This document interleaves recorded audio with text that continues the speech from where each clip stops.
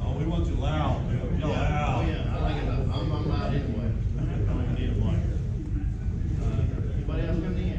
You definitely need to raise that microphone. Well, everyone else is. He's got it set for Sona. Well, Sona's like this far out the Yeah, they don't deck. have it set for adults. Don't worry. We can lower it back down for short people. No, please, vertically challenged. There you go. The event is over. Welcome everyone. Come on in if you can. The ones that need to stay at the booth, they can, but all the rest, come on in. We do welcome you here. We want to go ahead and open up in a word of prayer. Let's see.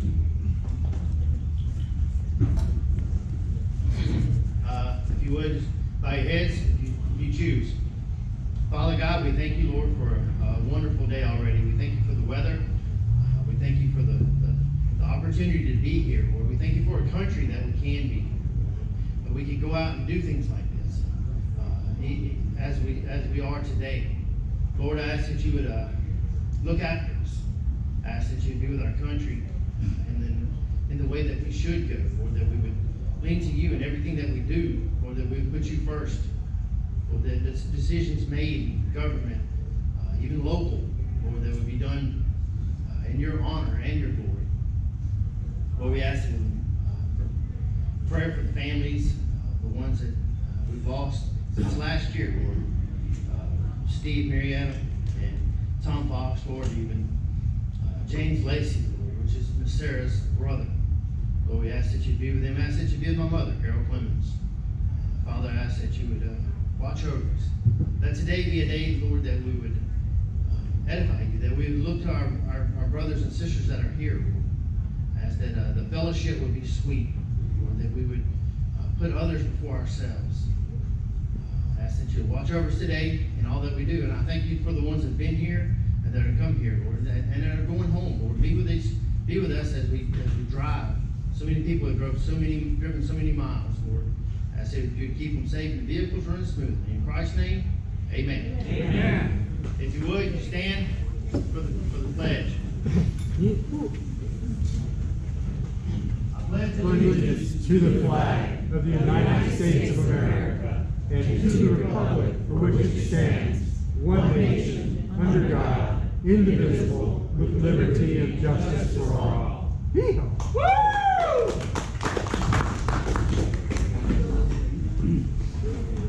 Now I bring to you Mr. Kevin Sona, which is a Freedom Fest, 2A Freedom Fest organizer. We sure thank him for what he goes through so much all year long. He'll start tomorrow getting ready for next year. It's an all year planning event. And we thank you all for coming, and we thank Brother Kevin for putting it on. Kevin.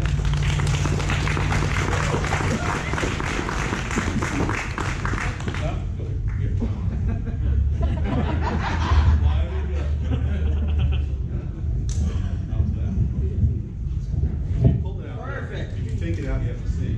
All right, perfect. That works. Hey guys, thank you very much for coming out here. We really appreciate it. Just as Jeff was saying, in all honesty, this event would not be possible without a few people. One is my wife, Sarah. Where is she at? Come back. Hey, come here. Down there. David Katz, James Phillips, the firearm firm. I need you guys here. My buddy Keith Jenkins. Amen. Steve, come on up here for a minute. Steve, come up here, please. All right. Every one of these guys go above and beyond for this event, and it would not be possible without them. Yeah, I get the credit, but the credit goes to all these guys.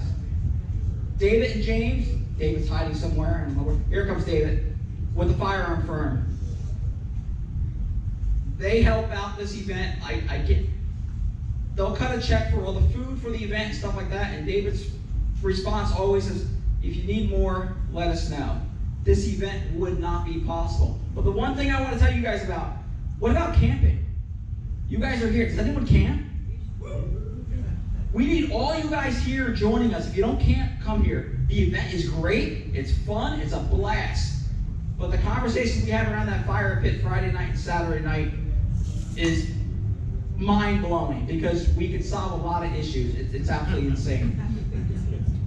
David, thank you. James, thank you. Steven, my side Steve. You know, some people have side chicks. I have a side Steve. And I've been surrounded by great Steves. There's a Steve back there, matter of fact. So this would be nearly as we're planning. As Chef said, the event starts planned. Actually, no. It started about 2 months ago. We have 4 guest speakers lined up for next year. And it will be this weekend, the first weekend after President's Day, as long as Mr. Shive continues to invite us back. That'll be it. We'll see. Thank you guys, honestly. So we have a gentleman real quick who's running for Congress. I'd like to introduce him. Have him come up here. Well, actually, he's going to introduce himself. Anyway, he's going to introduce himself, talk a little bit, and please go meet him after the fact if you have any questions for him. Thank you, guys.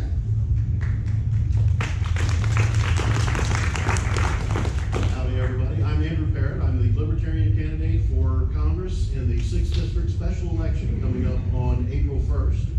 And what I'm doing is I'm running against who we could call Rhino Randy Fine. He is a red flag voter. He voted for the Parkland bill that got us red flag laws here in the state of Florida. So one thing I want to make sure is that if there are any of those Republicans that like their rights, they like their 2A rights, they like every other right, what we're all about is all your rights all the time. Your vote is safe with me.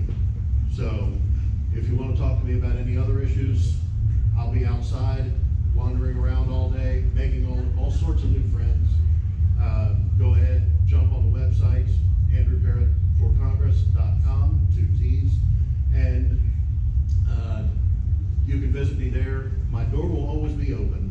I will always be at the other end of the phone. If you want to talk to me, that's what a Congress Printer's there for, is to help you navigate the swamp, not to just promote one team or the other, but to represent you. So thank you, and anytime you'd like to say hi, I'd love to talk to you.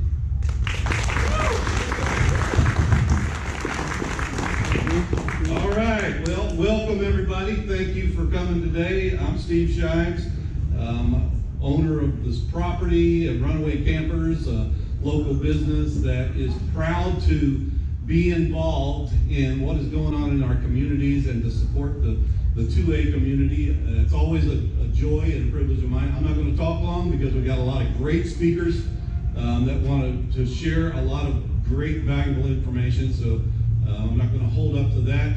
Kevin gave me an hour to speak. I'm just going to take 45 minutes of that. You bet. Since the 16th century, the word patriot in the English language has signified a person who loves his or her country and is ready to boldly support and defend it. Do I have any patriots here today? That's what we like to see. So, consider yourself a patriot, but a patriot, it doesn't make you just because you show up to an event.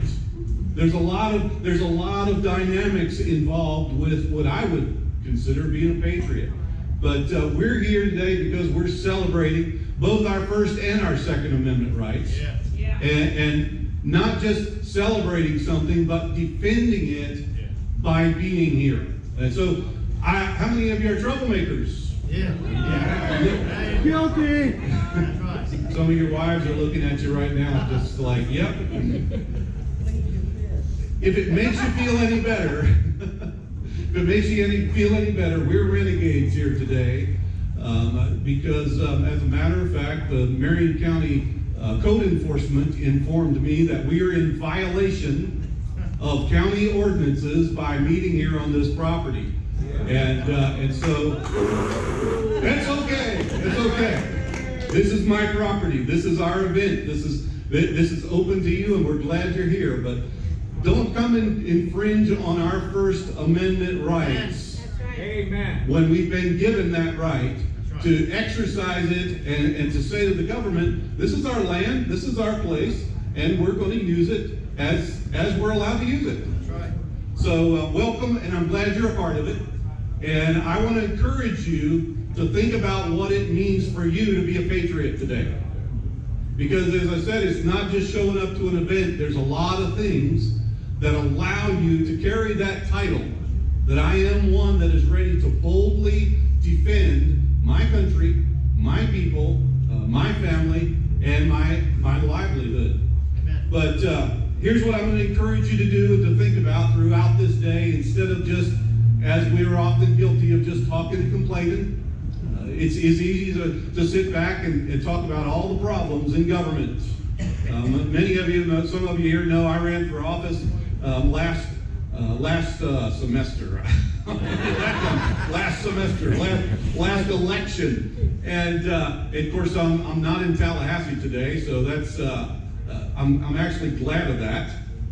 What I discovered in campaigning is there's a lot of ways to make a difference without being elected. There you go. In fact, sometimes we can make a bigger difference if we take a stand right in our own backyards.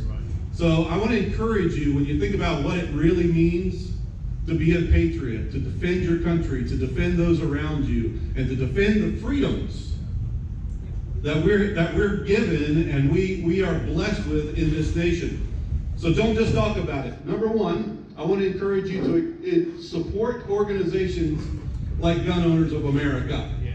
Support organizations that are out there, that are doing the work, that are promoting and pushing and protecting the rights that we've been given. Join them. If you're not a member, there's several organizations out here represented today. I want to encourage you to be a part of that. It's one step in being a patriot. Second thing I can tell you in being a patriot, run for office. Put your name in the hat if you so dare. But not everybody is willing and ready to do that. I don't know if I'll ever do it again. But I can tell you I learned enough through the process that I know what we're supposed to stand for as citizens of this nation. What we're to be willing to fight for. And so I want to encourage you, if you feel led to run for office, by all means run. But if not, why don't we get behind and support some good people that are willing to say, you know what, I'm going to fight for what's right. I'm going to stand up and represent our people, we the people, the way we're supposed to be represented, not by a bunch of bought and paid for politicians that are just looking for another paycheck. Right. And that's not my campaign speech, because most importantly, I want to encourage you to use your freedom. Because here's the deal. If you're not using it, you're going to lose it. Correct. If you're not taking action and you're not exercising your First Amendment rights, if you're not a gun owner today, you ought to be. Just because it's the right that we have as free citizens in this nation to defend ourselves and those around us, you're exercising a right and taking a stand by getting involved. Here's the deal. If you don't exercise your rights, if you don't use your rights that are available to you, since 1985, I built my first home here in Marion County in 1985. As an owner builder, I built laid every block, nailed every stick, and built that home myself, because it's a right that we have as property owners. You know, a lot of people don't know that you can. And so you're at the mercy of a contractor that may very well take advantage of you. Not anything against contractors, if you are one here today. We all deserve to earn a living.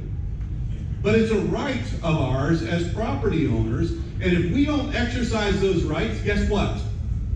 They're going to be taken away from you. If you don't use the rights you have that are available to you as a free enterprise business owner. I started Runaway Campers in my backyard 13 years ago. Code enforcement showed up then and told me I couldn't do that in my backyard. It's my right as a citizen to support my family. It's a right to provide a roof over our heads. It's a right for us to show up in worship on Sunday mornings. If you're not a member of a church, join a church. You're supporting part of our First Amendment rights when you do. And so I want to encourage you to use the rights that we have, because if we don't, and they're gradually being taken away from us. The state of Florida boasts 49 titles in the state statutes, and over 1,000 chapters to all those 49 titles, and on top of that, containing tens of thousands of laws and regulations telling you what you can and cannot do. And every year, another 200 to 300 are put on top of that. So how can we possibly get away with doing anything right? Exercise the rights that you have. Call your congressmen, call your state representatives, call your senators, get involved and say, hey, I think this needs to be repealed. I think we need to do away with this law saying that men cannot wear strapless dresses in public. Supposedly that was a Florida law.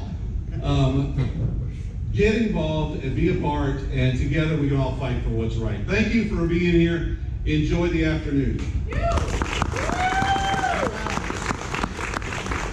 Thank you, Stephen. Appreciate it. All right. When I was mentioning individuals that helped out with this event, one is sitting right there, Craig DeLuz. He helped build our website, and he's still working on it. The checks keep bouncing, so it's taking a while. All right, let me bring up our next panel. I'm going to bring up our media panel, guys. And this is where I'm going to... How many people here are part of the gun community? Yeah. You see my arm? I'm not really a part of it, per se. I'm a part of the Second Amendment community. And here's where I'm going to say there's a difference there. When Eric Pratt with Gun Owners of America or the Second Amendment Foundation, and they need representatives notified to stop these bills or whatnot, most of the people in the gun community aren't doing that because they're not advocates per se. So our goal is for every gun owner that came into this event to leave here as Second Amendment advocates. Stay away from the mainstream media. These are the guys you guys really need to follow. They're telling the truth. They're not BSing anyone. You can look up the stats, statistics, whatever it is. They bring receipts. So I'll put it that way. Let me bring up Amanda Suffolk with Eye on the Target Radio. Yeah.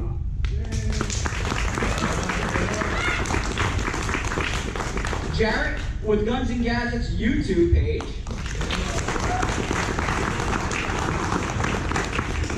My good buddy Dan Wass. He's a New Yorker, so give him time. The Loaded Mike, and author of Good Gun, Bad Guy book series. My good friend Tom Knightington here with Bearing Arms. So if you guys want to share a mic, we'll try to. Well, we thought you were going to moderate for us, but here's what we can do. What's he, chopped liver? Oh, we can't forget. Craig's moderating. Sorry. Come on. Where Mike Do go? we Mike. get to introduce? Oh no! This gets good now. We get to introduce Mike Pirowowski. So we have to say good things about him. No, So no. Don't start now. Wait, don't start now. Wait. Okay. Hi. Is that the good thing you were saying about Mike? Yes. Yeah, he's high. Yes. He's got good taste in bourbon. Mike is Arms Room Radio, and he's a Floridian. Are you not? I'm a New Yorker that lives in Florida. Oh, okay. So he's a New Yorker that's transplanted. Got it. Yes, I lived in Florida longer than New York, but it's still me. It's still me. Go Giants! Yeah. What's that? What? Go Giants! God, yeah. I'm a Jets fan, so I gave up on football years ago. And it's punishing because I'm a Mets fan also.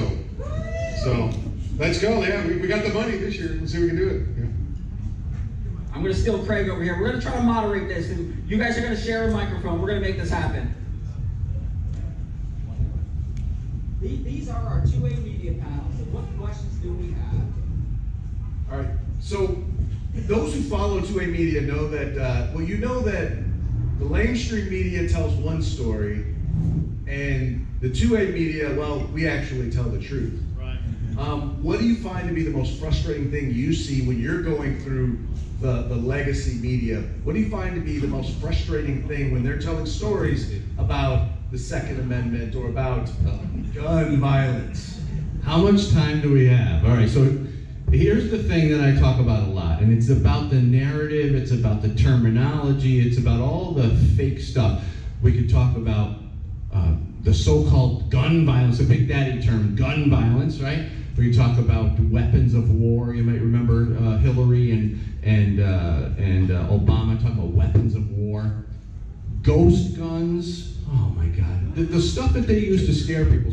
So ghost gun, for instance. What's scarier than ghosts, right? So Sally Soccer Mom, she has no idea what these ghost guns are, but she knows that they're all over. People are printing them up at their kitchen tables, and they're in the cul-de-sac, they're at the backyard barbecue. These ghost guns are everywhere.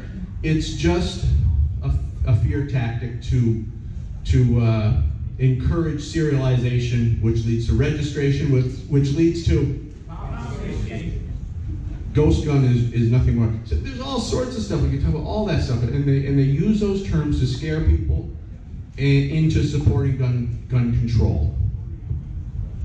Well, the interesting part, we'll go down the ghost gun path for a minute. The interesting part is they want you to believe that there are criminals who have now learned how to use milling machines, who have learned how to use 3D printers, who have gotten a career where they're actually building and selling things, that's that. Because it is so much easier to do all that than it is to steal your stuff and then continue to do what they're doing, right? But the numbers don't support all that. But what they're trying to do when they scare you with ghost guns is they're trying to make it illegal for any gun built before 1968. Because the majority of those only do not have, even if they have a serial number, it is not a unique serial number, it is a manufacturing ID number that it shares with other guns. So all of a sudden, they're old, they're off the books, there's all that. But even whether they're serialized or not, they will then come back, and it's going to be a way for them, in their eyes, to be able to take pre-1968 guns, because they have no idea how many guns and where they are. Mike? Because remember, pre-68 guns you could buy them through the mail. That was a result of the Kennedy assassination with the legislation that went through. So you couldn't buy guns through the mail anymore. I got some facts about ghost guns. Did you guys know that the rifling in the barrels don't leave any marks on the bullets?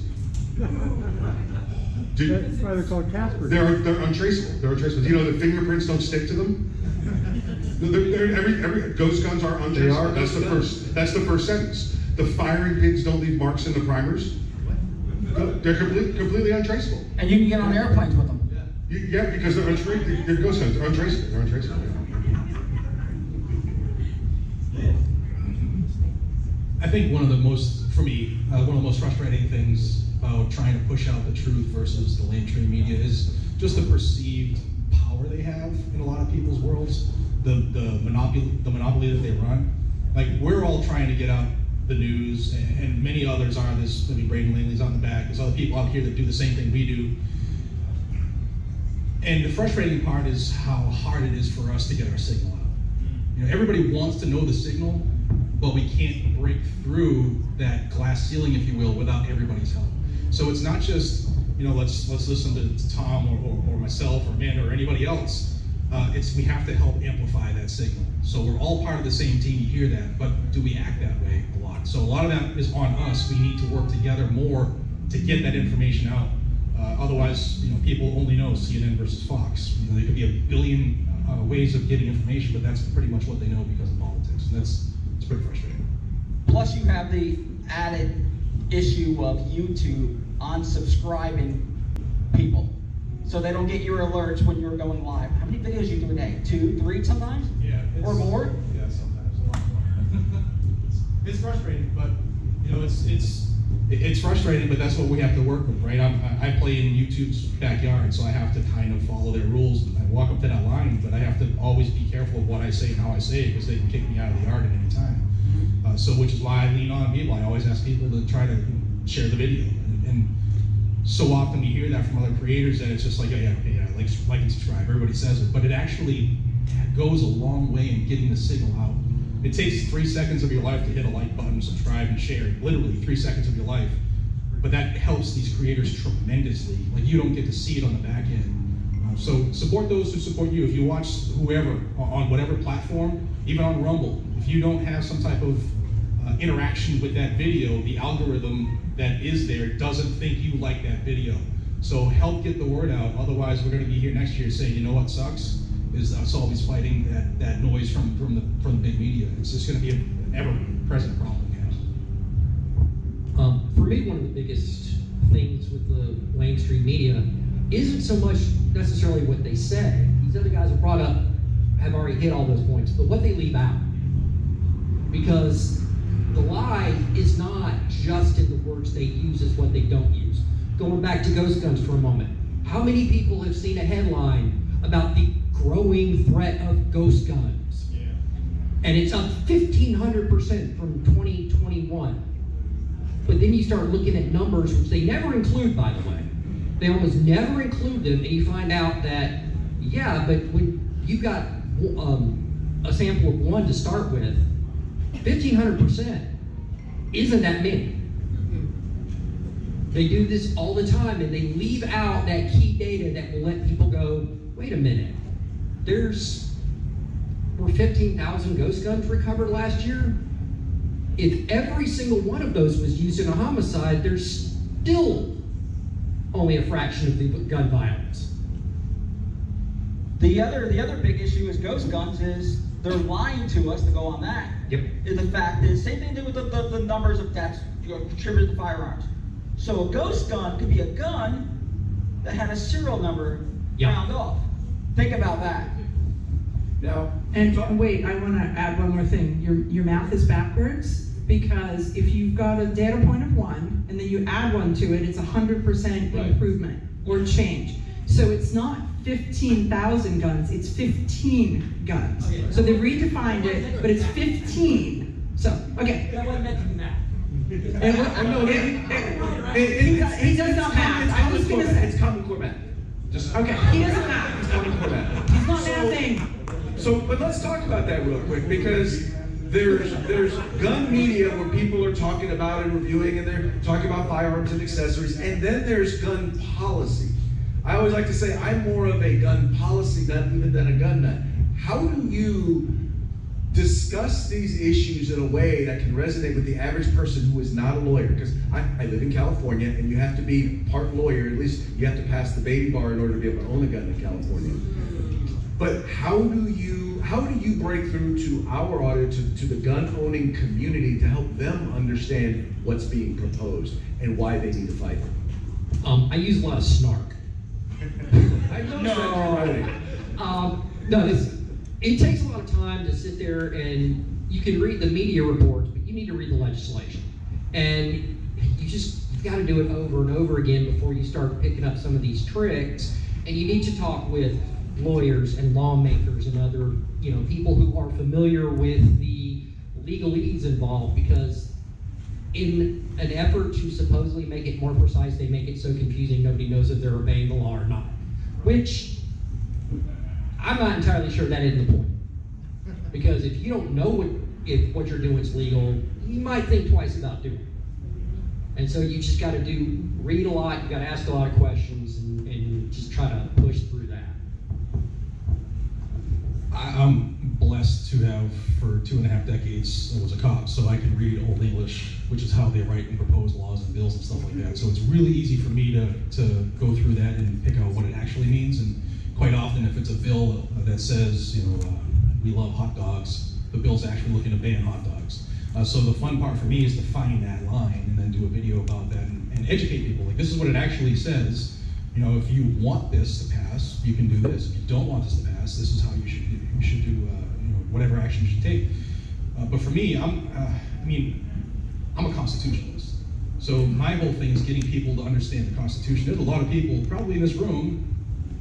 Raise your hand if you've read the Constitution in the last 90 days. It should be everybody. So if we don't do it, I will bet you that the people on Capitol Hill don't do it, the people in Tallahassee don't do it, and that's when we start to fade away from what our founders intended. So as a constitutionalist, I always try to remind people about what our rights are, what the founders wrote, what they died for, and sometimes you can kindle that interest in people wanting to know more. The chairman of the Assembly Public Safety Committee in the state of California once said, yeah, we don't do the Constitution here. He did. I heard him. So I have an advantage, is that they don't expect me to know things because I'm a girl. Very true. And I'm That's blonde, okay, okay. right? I mean, he did. No. So I find, so I am the only female that's got a nationally syndicated Second Amendment radio host, or radio show in the nation.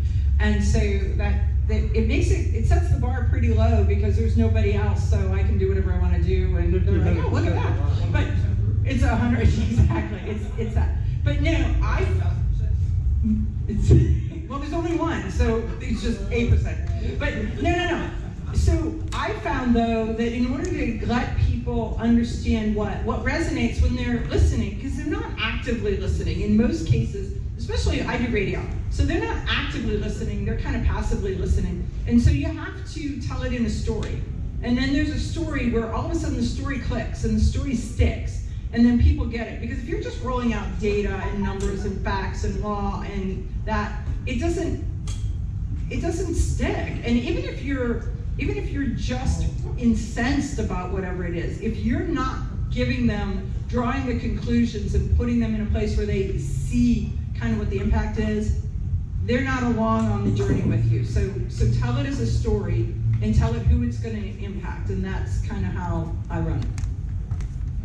And I talk a lot about the narrative because I believe that the narrative that we hear infiltrates all of our lives. So terms that are used in the media, we start to actually use them. I think I heard the word gun violence used already. But it's okay because it's what happens is it infiltrates the way we think. There's no such thing as gun violence. What we're talking about is human violence. Maybe with a gun, maybe with a knife, maybe with a hammer, whatever. But the idea of taking the word gun and putting it with the word violence, now you've demonized guns. And they know that, and they use it all the time. When we start using it, now there's a problem because what's happening is we can tell that it's infiltrating our vocabulary. So, like I said, we talk about ghost guns, we talk about gun violence, we talk about assault weapons. Come on, give me a break. I mean, this stuff is used for the simple purpose of scaring people into supporting gun control and also making people angry at us because, well, these assault weapons are everywhere, and you damn gun owners, you won't give up your Second Amendment right to save the children. So now we're the assholes, right? That's a bad word. I'm sorry. There's little kids here. I shouldn't have said it. But we're the bad guys because we don't want to give up our Second Amendment right. And the thing with the ghost guns is ridiculous because what they do is they tell us, well, we need to help the police, we need to help the investigators, so now we need to serialize all firearms. Well, when did it become our responsibility to give up our Second Amendment rights to help investigations?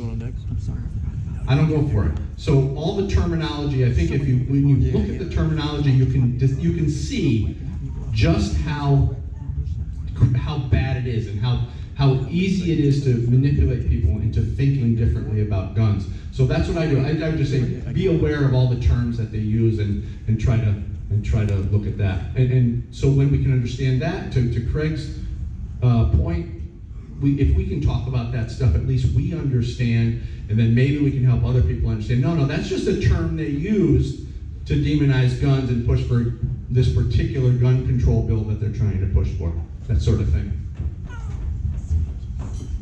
What was the question? I forgot. Who are you with again? Last line. How much time we got, Kevin? Because I got stories. Let's go a couple more minutes. We're good. What show were you with again?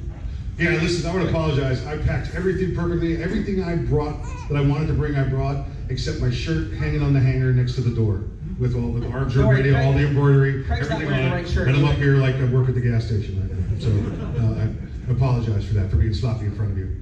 I do like, probably a mix of what everybody does here, and I've got that same kind of background as Jared, been a cop for a very long time. So I have the ability to look at the law, look at the statute, and go, this is what they mean, this is what they really want. What I like to do is, it'll be on this weekend, and this week we'll talk about it, I'm sure, the Colorado's new legislation that's going up there right now, the newest version of their assault weapon ban. Well, we're here in Florida, we're like, oh, we turn our head, let's wait for another gun review or something like that. Is to grab everybody and talk to you and say, listen, you're in Florida, and you need to listen to this, because what happens in Colorado doesn't stay in Colorado. What happens in New Jersey doesn't stay in New Jersey, like what Kevin said, right? So to tell you what to watch and to keep your eyes out for it. Because it will happen here. What happened here after the Parkland shooting, okay? All the gun laws that you thought never would happen happened overnight, all right? Same way what we saw happen, before that after Sandy Hook, when they did it in the middle of the night. Oh, they'll never middle of the night here in Florida. Well, thanks to Lion Rick Scott, they did, so. But it's to talk to you and tell you what's going on elsewhere and make sure you pick, listen, if you're in West Texas, armed with 3 guns walking down the street, I want you to hear what's going on in New Jersey, because it could happen to you. Well, Mike, you guys are 100% right. Go ahead, Jared, grab it. You're 100% right, but that goes back to, again, the gun community. When bad bills come into motion there, and we're telling people, listen, you have to contact your representatives, you have to contact your Congress critters, you have to let them know, no. Well, that's the end of the story, right? Is you say, here's what's going on, contact your people. Yep, they have to.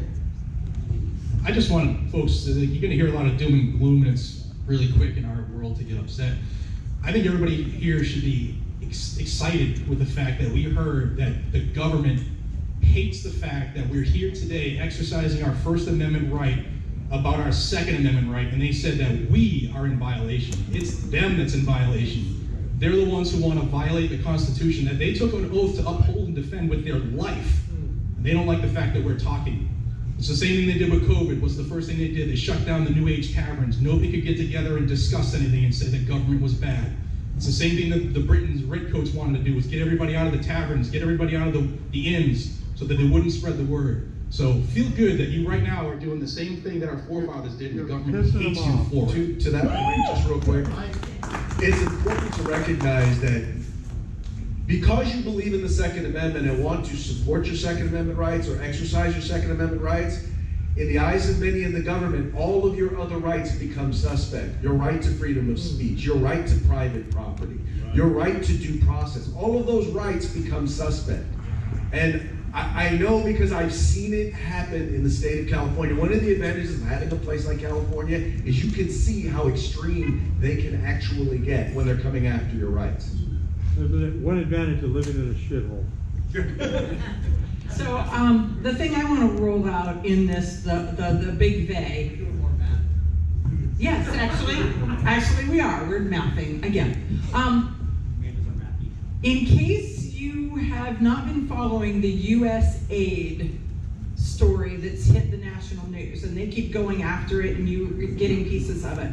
I don't know if all y'all have seen the John Crump story that is talking about the fact that USAID has funded to the tune of somewhere over $60 million a year into the hands of the anti-gun groups to market against us. So the Bloomberg funds, it looks as if they funded 99.9% of their entire budget. There's a bipartisan group that gave somewhere like $21 million. And so when you start to look at this, they are using our money against us. And we're nipping it in the bud, but John Crump is coming out with stuff, and he's coming out with more. And I am so excited about that portion of it. Let me ask you real quick. I mean, for many people here, you all have big audiences. And a lot of people look to you for information. Where do you look? Where do you go to get the information that you then share with your audience? I look to all my friends in the Second Amendment community, really, and Mark Smith is another one. I go to the GOA page. You got to go to the GOA page. All the breaking stuff is at GOA, and there's gunowners.org, gunowners.com, and just all of us. You're gonna hear a lot of people talking today. And just get the websites down and make sure that you check it out, because we're doing our best to stay on top of all the latest Second Amendment news. And it's just a good source. We have so much more media than they do. I mean, when you look at podcasts and web shows and all this stuff coming up, it's unbelievable conservative media out there. It's endless. So yeah, just definitely. Research it. Research. No matter what comes up, no matter what topic. I mean, I have my opinion on it if it comes out. But if there's something, it's new and I haven't heard it, I'm going to do the research on it. I'm going to dig as far as I can and find it. Sometimes I got to, start with ABC before I get to the real news somewhere. If I can follow the links down the hole, but I'm going to do my own research. I'm going to read the full bill, whatever it happens to be. I'm not going to give you my opinion on what I think you should be doing to help the Second Amendment community without doing my research. I have a little bird that tells me everything. It's relationships. I've been doing this for over a decade now. Driving up here with Eric Pratt, I asked him, "Do you ever think that you would, we'd be considered like the grandfathers in this business and doing what we're doing?" But relationships. Last night we were all at dinner and we were all working until 10, 11 o'clock at night. We're still working, asking questions, reaching out to people in Capitol Hill about news that broke last night. So it's good to know people that are in high places. It's good to know people that are in average places like us, because Tom might get something that I might think is more important than Amanda might, and so I'll put that story out. Amanda might put out a story that Tom might not think is as big as people in her circles think it is. So it's a team effort, but the research to get the information never ends. Like, my wife a few times has stolen my phone and locked it away for a couple hours just so I can just decompress. So it just never ends. That happens to me a lot. The way I look at it, we are in a war of ideas. And the people who most need to hear what we're saying aren't you guys. We're preaching to the choir. We know that. So the way I look at it is, I'm an ammo dealer in the war of ideas. So I actually go to the mainstream media, pull their stories, and rip them apart. I shred every piece of narrative, and I rip it apart. I look at what they're leaving out. I point out, hey, they're saying this is an issue. How? When they talk about gun tracing and how important it is. Really, how many crimes have been solved with gun tracing alone? I think they figured out like 2. Yeah, which it happens on every Thursday night. It happens more often than it has actually happened in real life. But that's just as accurate as revolvers and casings hitting the floor. Yes. So those are the things I do, and that's where I go. But yeah, I also have to research some of this stuff because what they leave out is important. So I got one more thing. So when you say where do we get our stuff, there are people will send us stuff. So just this week, somebody sent me Jared's story, and they're like, "Is he right?" And so I had to fact check Jared and put my opinion out too. But it was like, and yes, he was. And so, but it's that kind of thing where people will send you stuff because they want you to see it from whichever news or whatever organization or whatever everything. And so it comes in from all different places. And if you get it wrong, someone will tell you. So, oh dear Lord, will they tell you? So before we do our closing with this panel, I want to bring up an individual that is here. I didn't know he was coming here. He didn't call me to let me know or anything. Did anyone watch Langley Outdoors on YouTube? Yeah, no one does. No one does. That's 5 people right there. One thing I'll click on what Tom was saying on real quick about being able to take the anti-gun story, that narrative, and just eat through it. I love all you guys. Love y'all. But no one does it as good as Dan. I'm sorry. Dan breaks it down. Everyone can understand it. I want that bottle of bourbon back now. Yeah. Yes, sir. So, jump right in the middle. Jump in the middle. Jump in the middle. Here. Oh, my name is Braden. I have a YouTube channel like Jared from Langley Outdoors. Where do you want? Right here? Here? How do we go? Okay, that's the Yeah. important part. Yeah, so I run Langley Outdoors on YouTube. I'm right with this guy. It's kind of a competition between the two of us, which one's best. I'm just kidding. It's not a competition. Because he wins. But yeah, that's what I do. We're just in this fight every single day, and 2-3 pieces of content a day. It's just, we'll go until YouTube kicks us off, but So we will. here's the crazy thing. I actually emailed him maybe a month ago. I'm sure it got lost. But In the mail. In the mail. I emailed him and said, hey, we're holding this event. Love to have you out there. And here he is. Didn't know it, but here he is. So you guys got closing comments. Yeah, if there's one message you want to leave the audience with, what is it?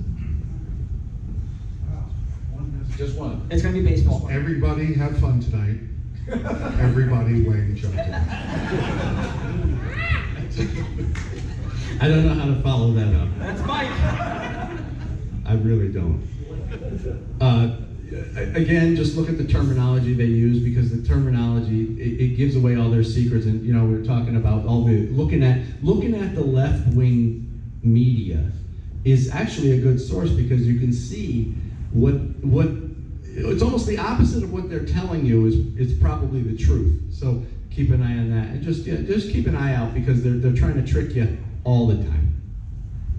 So the one thing I want to leave you with is to share our stuff. So if you see something or hear something that you like, share it. If you see something that you're like, yeah, I don't know about this, there's nothing wrong with saying, hey, I'm not sure about this. What do you guys think?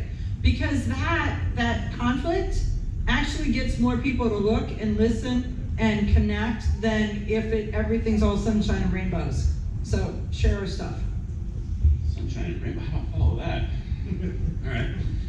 All right. The number one thing that I would tell every single person is don't discount yourself. That's a huge piece, because a lot of the times, and Jared, you could probably illustrate this in another way as well. A lot of the times when something good will happen, it can still be, oh, but it's going to be bad because of this thing. Why? I mean, you literally just have the House, you have the Senate, you have the White House, you have the Supreme Court, you have Kash Patel, we can say this, right? Yeah, I mean, honestly, the things that were impossible are only things that haven't been done yet. It's not that we're inevitably doomed to failure. We have to try. I mean, honestly, you're going to try and try and try until it works. And then when you're the one that works, someone else is always going to say, well, yeah, but now this is going to happen. I don't care. Keep grinding. That's the best message I can say. Don't stop. Don't defeat yourself before they have a chance to. I'm going to give you 2 pieces of information that I want everybody to copy down. Either write it or pull out your phone, because everybody has a notepad in their phone. And it all has to do with the 3 magic words that I have marked my body with forever, and it's also right behind me. We the people. We the people have forgotten how powerful we are. We the people have forgotten how much we mean to this country. We the people forgot we're the bosses. I'm going to give you 2 phone numbers. The first one is the United States Capitol switchboard. It's a number you should know by heart like I do, because I call them all the time to aggravate them. If you don't know who your senators are or your representatives in Congress, you can just call this number, 202-224-3121. If you need me to repeat it, I will, only once. 202-224-3121. That's the first number. Call them regularly.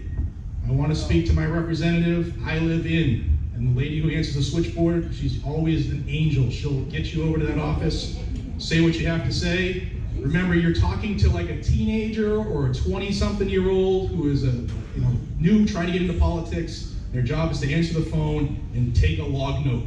And their life is terrible. Don't take it out on them.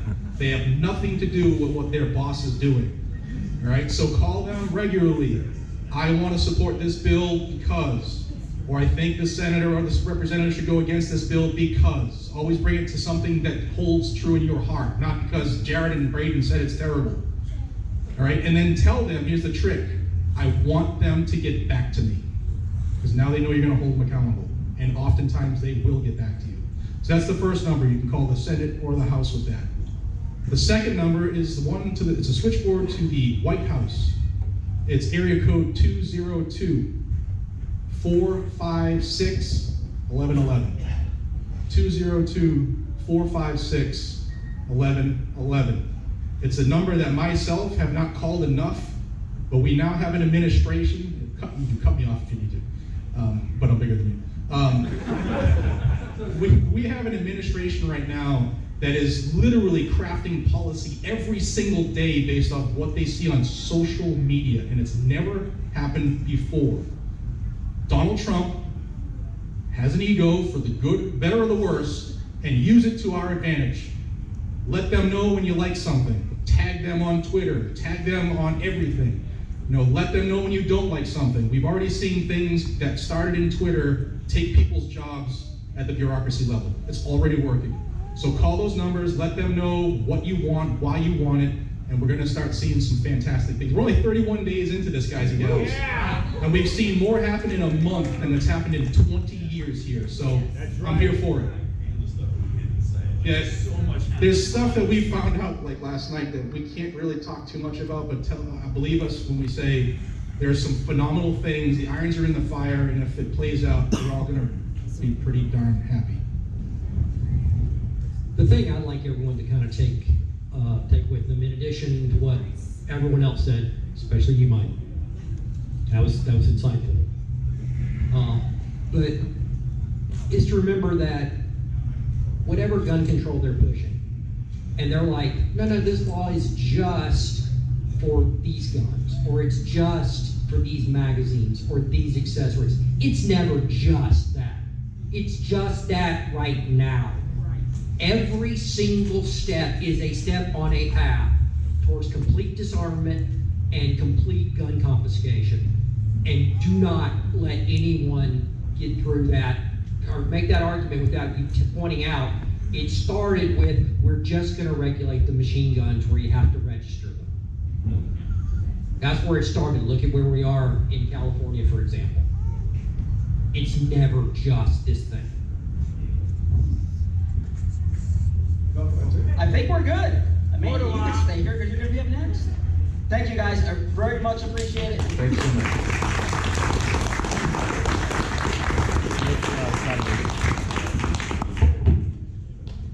It doesn't matter. Real quick, guys, I forgot to introduce somebody. Can I have you come up real quick? So we have another gentleman running for office. He's going to take a couple of minutes, tell him about himself, and then you guys please go greet him. Thank you, Kevin. Thank you, Steve. Thank you, Chris, for having me. I'm Marshall Clayton Rawson. I'm a Florida citrus grower. I'm a Florida guardsman, and I have a law degree. I think it helps in some ways. I don't always say that, but what's most important is that I am your Florida First conservative in the race of the Florida House of Representatives.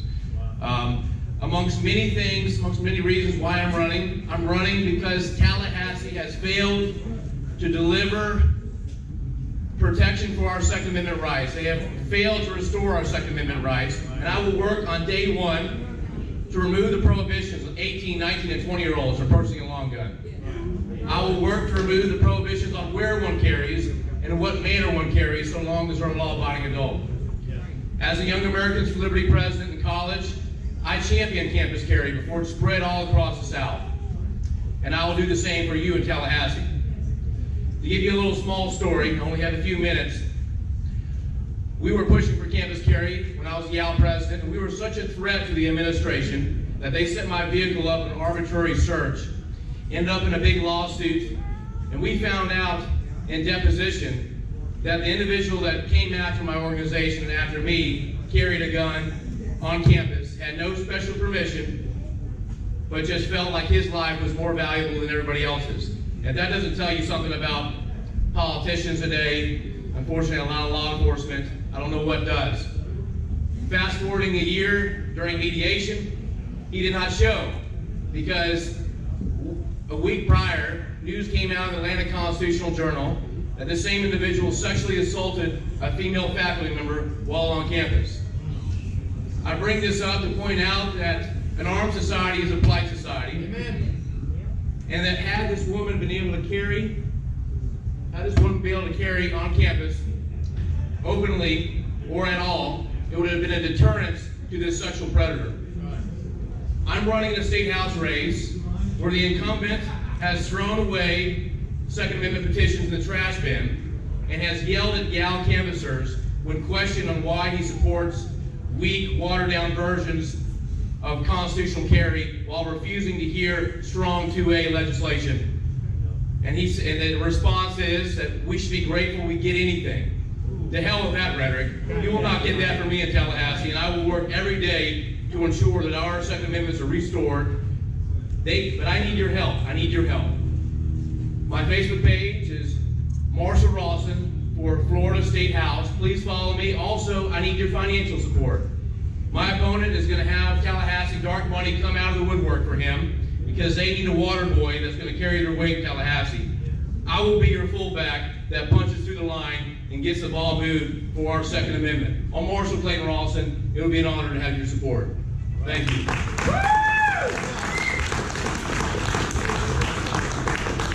Thank you, buddy. Appreciate it. All right, guys. We were going to do some giveaways as we go through this event. We're going to hold off on that real quick. Our next panel is going to be the diversity panel. And we're going to talk about some issues I had with this panel. Gina and Amanda, they know about it. And we'll dive into that. But one of our guest speakers that was here is not able to make it, Lucretia Hughes. She was going to be on this panel. So let me introduce Gina Roberts, up here first. My good friend Amanda Suffolk. Oh, I'm not a good friend. Okay, got it. Gina's my best friend. And one of my closest friends, Kevin Gunther from the Garden Doctor Teaching Farm. Come on, Kev. So moderating this is my good friend, Patrick Collins, with the gun through that big black trailer right over there. Please check that out. Yeah. Oh, don't give it to manage for pocket. Let's go to the middle. Oh, in the middle, in the middle. So to start this off, thank you, buddy. We've had a diversity panel since 2021, I believe, or 2020 for this event. And about a month ago, I literally woke up thinking to myself, wait a minute, diversity panel. What does that mean to you guys in the gun community, diversity panel? Diversity in the gun community, it's everybody, right? But I literally woke up thinking, literally sweating, going, I feel like I'm putting my friends on display. So we want to really do an outreach, I think we want to call this from now on that, instead of going, hey, here's my black friend, here's my Jewish friend, our gun owner. No, I don't want to do that. I want to keep it, these are my friends, put it that way. So, Patrick, you want to go? All right. Well, hey, everybody, I'm Patrick Collins from the Gun Food. As Kevin said, I have the trailer out there. You know, a lot of times we forget how we began in this industry, especially all of us in here, because let's face it, we are speaking to the echo chamber. You're here for a reason, we're here for a reason, right? But there are a lot of people who are not here right now, right? And those people are the ones that we need to convince to help us restore and retain our rights, okay? So I just want you guys to think about that as we start beginning and opening up the discussion and everything here, and think about how you can get someone else, someone that may unexpectedly become an owner. Right. How do you do that? And let's just talk about that for a little bit. But anyhow. Gina, so where do you line up here in the Second Amendment community as an advocate? Let me tell you, no one flies around this country, and between Gina and Amanda, to tell you the truth, but they are every day. Gina's on the airplane. Selfie, I'm going here, I'm speaking, I'm defending our rights. So Gina, what can you tell us about yourself? Just about me? Okay. Sure. That's kind of scary. First of all, I did stop the selfies on the airplane once, and I got like a diatribe. You're not going anywhere anymore. So now I'm back to doing that. So anyways, Second Amendment community. Okay, I've been pretty much involved in the Second Amendment community since I knew what it was, and which was pretty much started in high school. I was actually on a rifle team in high school, and I competed all over the state of California, and then into college, and I competed all over the United States and high power and things like that. I've been a competitor for about 55 years. Now I have allowed my Second Amendment advocacy to kind of interfere a little bit with my shooting. It's amazing. It's like, okay, I can go do this. I can either be here in Florida or be shooting on my range in front of my house. Okay. It's been quite a thing. And then 13 years ago, I transitioned. and so I kind of put myself in another community, the LGBT community, which sadly I will say I have a hard time with. Okay, a terrible time with. And as a matter of fact, my initial California used to have a requirement for justifying your CCW. Well, I justified it based on death threats from the trans community in San Diego County. And not the Second Amendment community, not these advocates? God, they were like, well, they were horrible. Yeah, go here. Here's your CCW. No, it was really funny because I was asked, like shortly after I transitioned, to help form San Diego County Gun Owners. I've been involved with the NRA a lot. I ran for director last year, but since Kevin didn't let me talk, I didn't win. That's not a lie. I didn't not let her, I forgot. No, and then this year I kind of decided I needed to prioritize some health issues I had, so, and there was a lot of really good people running this year, so. Anyways, so it's been a lovely, wonderful trip. I got really involved with the LGBT community after the bar shooting down here in Florida. Thank you.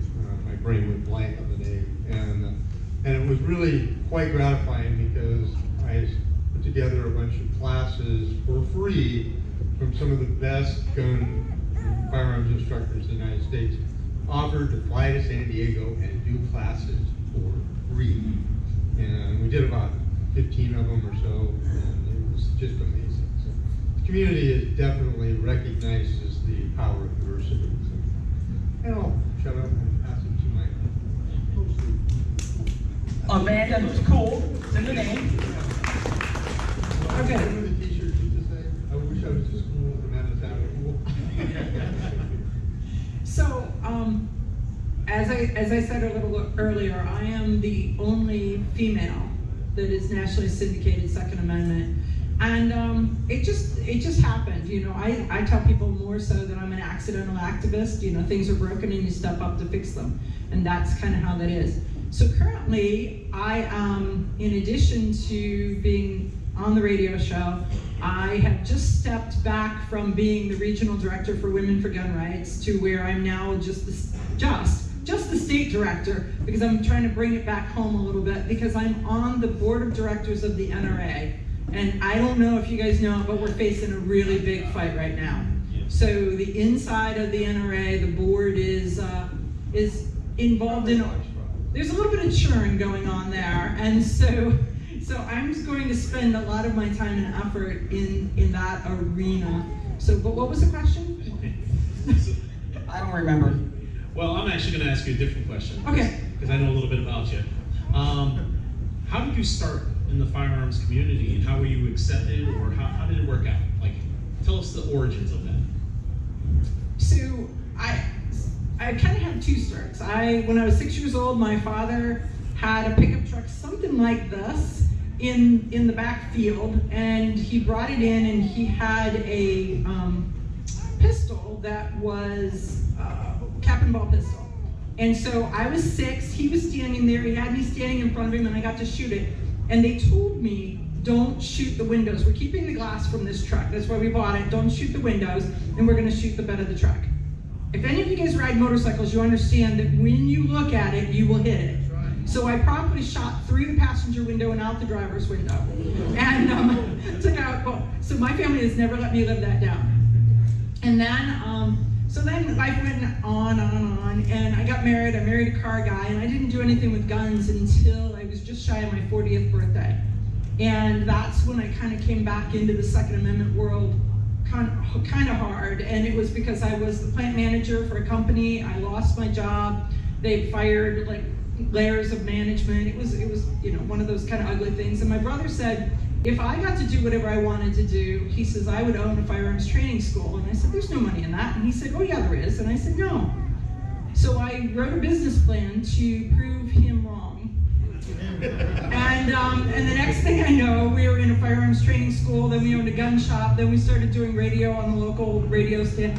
And so it just turned into this thing to where one thing led to another thing, led to another thing, and then, as you talk to me at any point, you'll find out that I don't dip a toe. I'm kind of like, okay, I'm diving off the diving board, I'm all in. So we would say you realized. I realized, because I lead a not-for-profit also. I just do. What is it called? Realize Firearms Awareness Coalition. It does education for the Second Amendment in the state of Ohio. I live in the town that has Kent State University. You know, 4 dead in Ohio. So, that's kind of where I'm from. So y'all are welcome to JD Vance. You're welcome. He's fabulous, and there's that. That was our gift to you. And Ohio's still doing some really good stuff. But there you go. So real quick, when we talk about how many women walk into a gun shop and they want to hand you a pink pistol or hand you a 22, or we had that incident the other day with Sarah. It was great. But just to let you know, Amanda, Gina I bounce stuff off you guys all the time. Right. So, because people ask, it's not their fault they're stupid. You know, no, but I mean, you go into a gun shop and it's not their fault they're stupid, and you want to go bless your little heart, and hopefully you can educate them. But there is a little bit of that, and hopefully you have an opportunity to shoot against them, because then you smoke them and you move on. Absolutely. All right. So we have California, we have Ohio, and now we have locally Florida here. In Boca County. Garden Doctor Teaching Farm. Okay, slightly separate but same subject. My job is food, all right? You guys can hear me okay? Up high. Okay. I'm Kevin, all right, the Garden Doctor Teaching Farm, and I'm what's called a regenerative farmer, all right? If you know your food, you will know your health, you will know your wealth, all right? So my thing is to tell everybody, while we're out shooting and training, we need to be growing our own, all right? Yeah. We need to grow as much food as possible. Did you know that rosemary helps you with your memory? And for the older ones of us in here? I forgot. But guys, grow what you can, all right? From 40-acre farms down to a lot in a residential neighborhood, okay? You can grow your own. And that's what I like telling people. You know, when you're out shopping, anybody knows the price of eggs? That won't stop, right? No matter what. We have to take control of that. And my biggest thing is when we forget how to grow a chicken, how to raise it, how to take care of it. My buddy here, he comes out when we harvest. Kevin's a little more than a farmer though, Kev. What was your career for quite a while? Was 20 years? Aerospace science. United States Air Force? Wait. What did you do after that?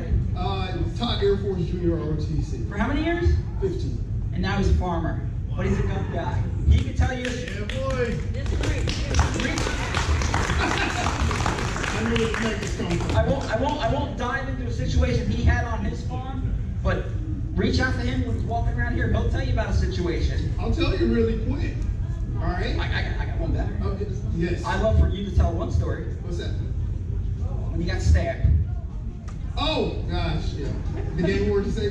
So we're gonna talk about diversity. We're gonna talk about racism crap that we have. I'm a First Amendment absolutist. So a lot of groups I run before Facebook would micromanage everything. We would have full-blown racists appear on our site called America Under Distress. It was a group. And I wouldn't delete them. I wouldn't block them. Because who am I to stop them from showing the world the a-holes they truly are? Doesn't mean they got away with it and they would leave on their own. But talk about your situation in Denellen growing up. What happened there? When I was 15, group of guys were heading to McDonald's. Guy jumps out and he says, I'm going to stab him. I won't use the word he used, but I thought that I could handle that situation on my own. So we went into a battle and he stabbed me. Person that saved my life was a Game and Fish Commission officer. To this day, that man lives in West Virginia, and I call him, I tell him I love him, all right? Yeah. He saw just the situation, and he goes into law enforcement mode, and I'm here today because that man saved my life. Now, here's the crazy part. I go on, I join the Air Force and do some other things. He and my dad became friends. My dad's driving one day, he sees this kerfuffle on the side of the road with a FWC officer and a guy that they're having problems. And he says, I see this black guy come in, and he says, he pulls the guy off of me. It was my dad. So imagine that. We never know what's going to happen. This man turned around and saves my life. My dad turned around and saves his life. It's just, it's God.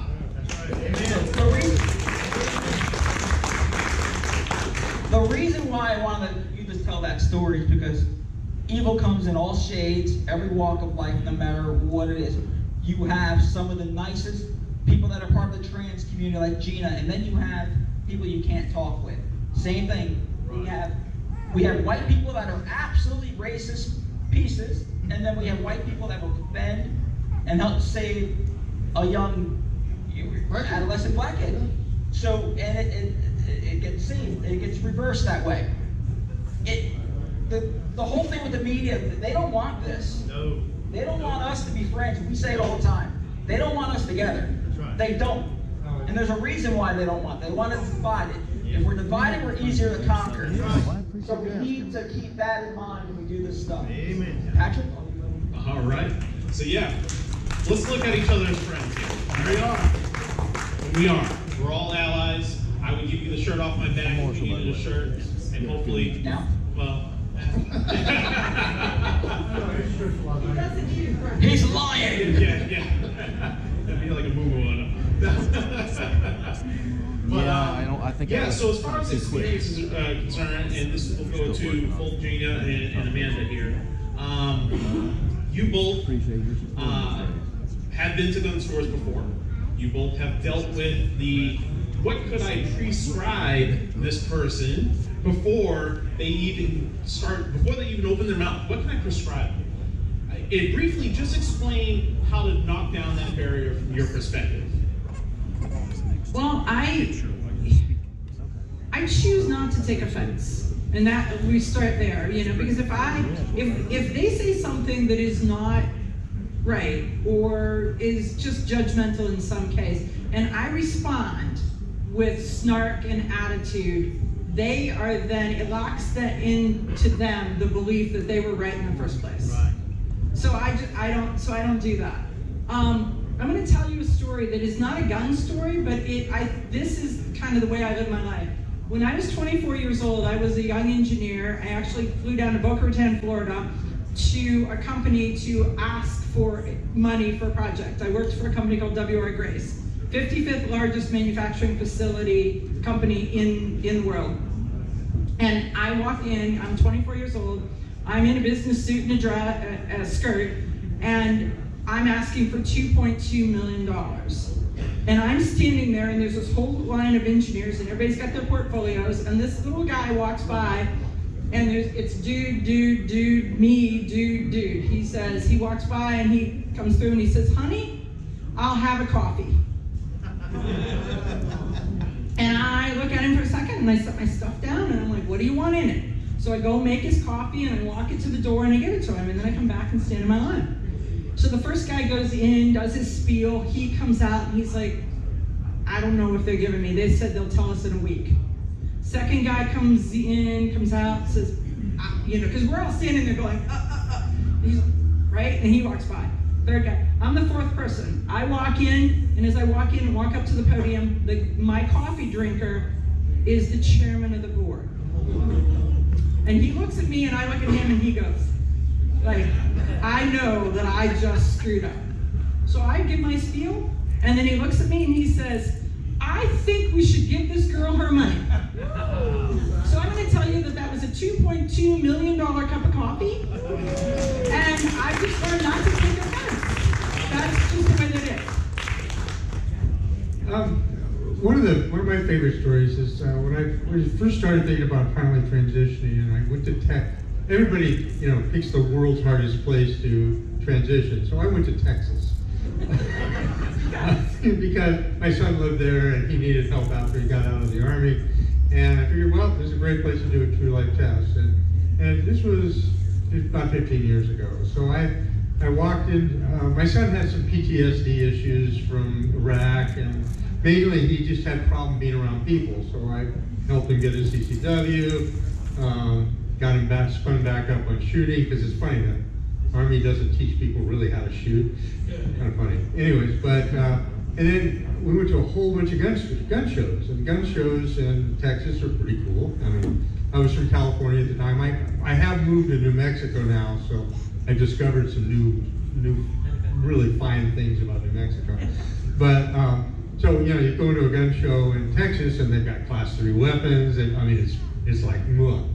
So anyways, I would walk up to a table, and my son would just be kind of watching me, and he said people would just kind of like, oh, what's this? What's going on here, you know? And then I'd pick up whatever their product was, and I started asking them questions about their product that indicated that I knew more about their product than they did.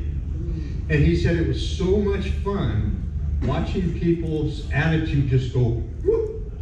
And then they start engaging me. And that educational component right there, that ability to converse with somebody without rancor.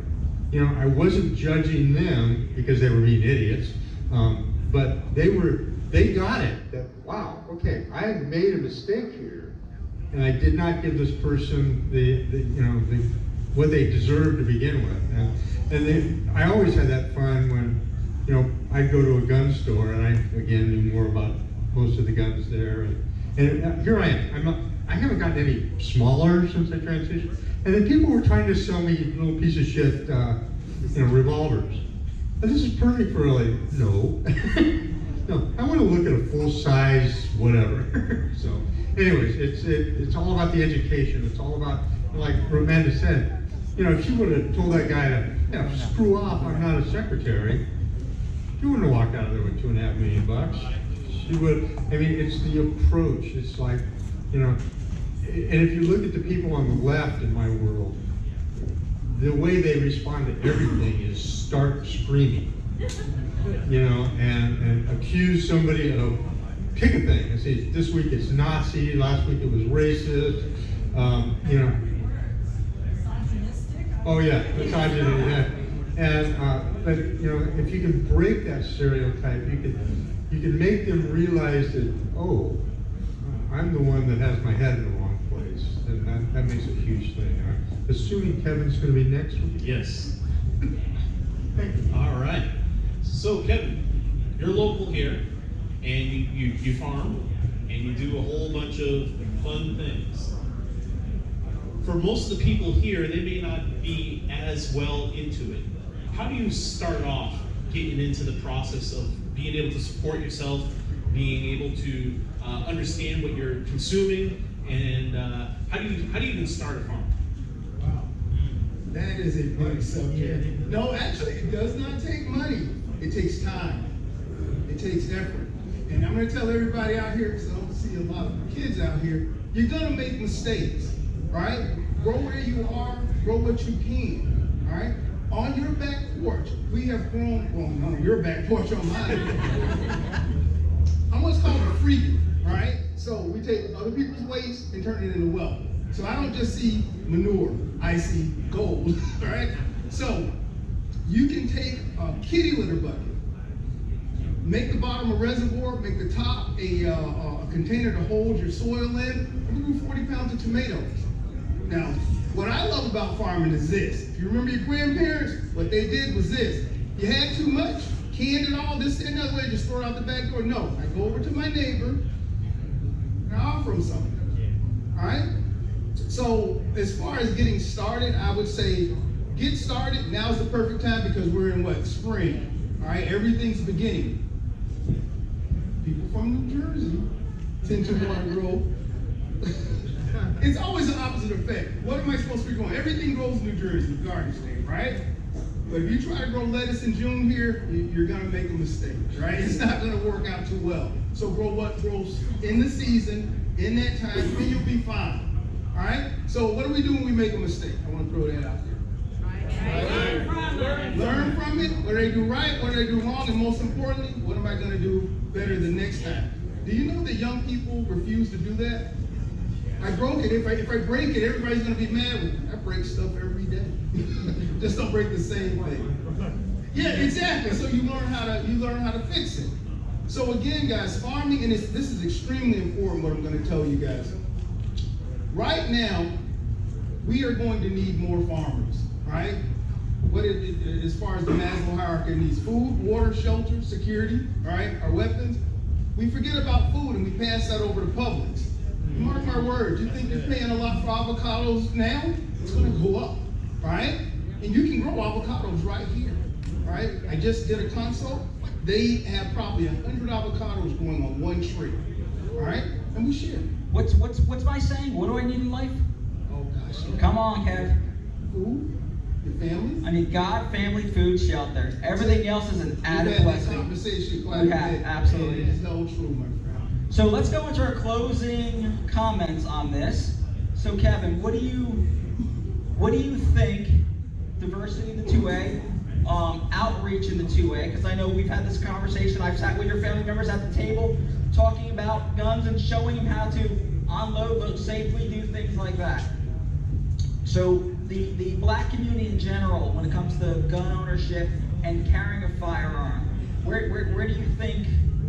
How do you think we can combat these propaganda we're hearing from the anti-guns in the media? I think events such as this, all right, where you get in the room and you see diversity, there's men, women, all people are coming together, all right? I think a lot of times people are afraid of things they don't know, all right? So by getting together, and you've done this for me many a times, right? When questions come up, I phone a friend, right? And he helps me with that. So if I can't answer that question in a proper manner, I'll call Kevin up, get him on the phone, and then he can help me answer it. All right? So we're all working together for this greater good, because I'm not giving up my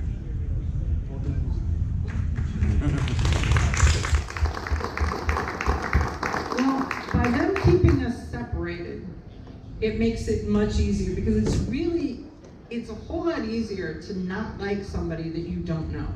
But once you've met them, you've had a conversation with them, you know their family, you've eaten a meal with them, you've just stood and had a conversation, it is much harder to just dislike them at that. And that is where there are certain groups of people who their goal is to keep us separated so that we can hate one another. And we refuse to do that. That's right. So that's really it. Just look them in the eye, whoever it is, look them in the eye, get to know them, and say have a great day, and go on. Well, just with this event alone, sharing it, posting it, promoting it, so I was told, good luck, have fun at your Klan rally, was one. Another one I loved was, I guess no gay or trans or black people are going to be there. Yeah. You might be shocked. Come on out. So if you have anti-gun friends, family members, bring them out to this event and show them. And that's where, so bring them out to this event. That's where they'll see it. It's not just old, short, fat, balding white guys. It's bigger, fat, black, balding guys.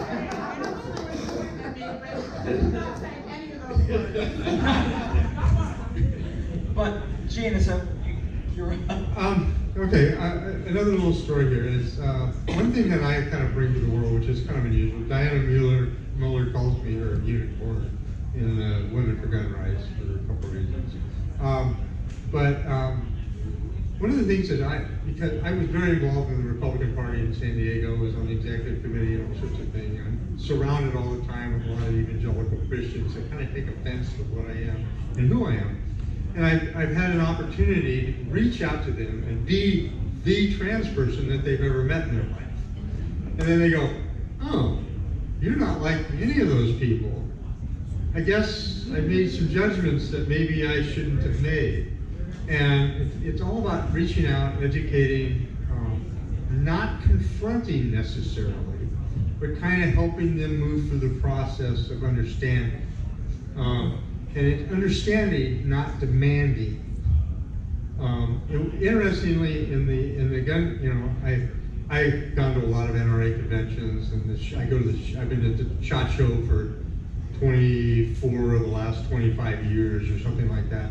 And I have people in the LGBT community that are like, well, how come they don't beat you up? Well, first of all, I shoot better than most of them, but and I have more guns. But anyway, it's the fact that I don't take offense to them. If there's a person that has an issue or makes some stupid comment, my goal becomes convince them otherwise, not yell at them. Give them the opportunity of meeting the sane person that shares the same values that they have. And I just happen to be different in this one respect. And I'm going to talk a little bit more about that when I talk this afternoon. But all in all, it's just, first of all, the division that I would say competitors, but the people that oppose our way of life, that is how they want to win. They want to label us, they want to use our labels against us, and the gun community, for the most part, doesn't really have a whole lot of labels. Well, yeah, they do. You're a revolver owner. You're an AK person. Oh, but we need Gina on our side. Gina makes us stronger, and that's something when you're out and you're having a conversation and someone starts some derogatory BS on trans people and where they're at with it, you guys can point to Gina and be like, hey, none of us are the same. Gina and I may not agree on certain things. Doesn't mean we don't break bread. Doesn't mean I wouldn't use my life to defend her and vice versa. Absolutely. I'm not sure I want this on camera, but I'm just gonna. They're all. Right. No, I just want to let you guys know that if you have looked at all at the standard board of directors of the NRA, most of them are vintage old white guys in plaid shirts kind of thing, right? So there's, yeah, there you go, beard and plaid shirt right there, front row. But I nominated Gina to go through the process to run for the board of directors. Though she doesn't hide that she is post-surgery transgender, she doesn't, that's not, when she's applying for the board of directors of the NRA, she's running on her credentials. Her credentials are phenomenal, and her credentials got her nominated and on the ballot. And let me tell you, some of those little old dudes walk over and look at Gina and they're like, and it is the best thing in the absolute freaking world. Because she got here on her creds. And so they're just gonna have to look that the world looks a little different than it did 20 or 30 years ago. And this is who we are. This is who gun owners are. We all don't look the same, yet we love our country, and we love our Constitution, and we love our Second Amendment, and that's really all that should matter. Thank you, guys. Thank you.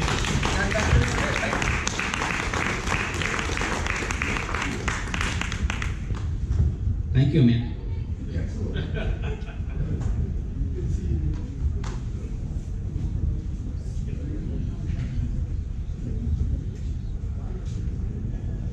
All right, guys, our next panel here, real quick, is going to be our 2A organizational panel. These are Florida Carry, our state reps. We have Georgia, GA2A, Georgia Second Amendment Amendment. We have Gun Owners of America up here with Luis Valdez. So come on up real quick, guys. I'm going to bring Eric Pratt up as well. Yes, he's speaking later on, but he is kind of the big shot of GOA. So we might as well do that. And it's not like Eric is afraid to talk. Okay. So guys, real quick, right here on the panel here, there's a boat rental here in Denellen. Boat rental company here. And they are offering right now, if anyone donates $25, we have QR codes around here for 2A Freedom Fest event. If anyone donates $25 to it or more, they will knock $25 off the next boat rental. Wow. If you guys are good for that. That's the gentleman right there, Daryl, right there. Thank you, Daryl, appreciate it.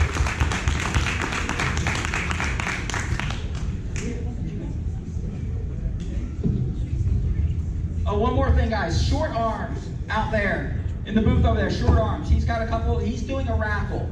It's not a part of our event, it's helping our event a little bit, but he's doing a raffle, it's not us. But Short Arms, he's got a Wildcat 22 rifle out there, I believe it's Winchester. Yeah, it's Winchester, right? Yeah. Wildcat, yeah, Winchester. I'm not a gun guy, I told you. So then, he's got a couple pistols out there as well. Go check him out, please. Tom. Yes. You're back. Yes. Bearing Arms. Yes. So you're involved a little bit in these organizations. You're writing articles and things they're trying to push. You know, all Eric's propaganda. Yes. Okay. So Eric, thank you for coming here again from Virginia.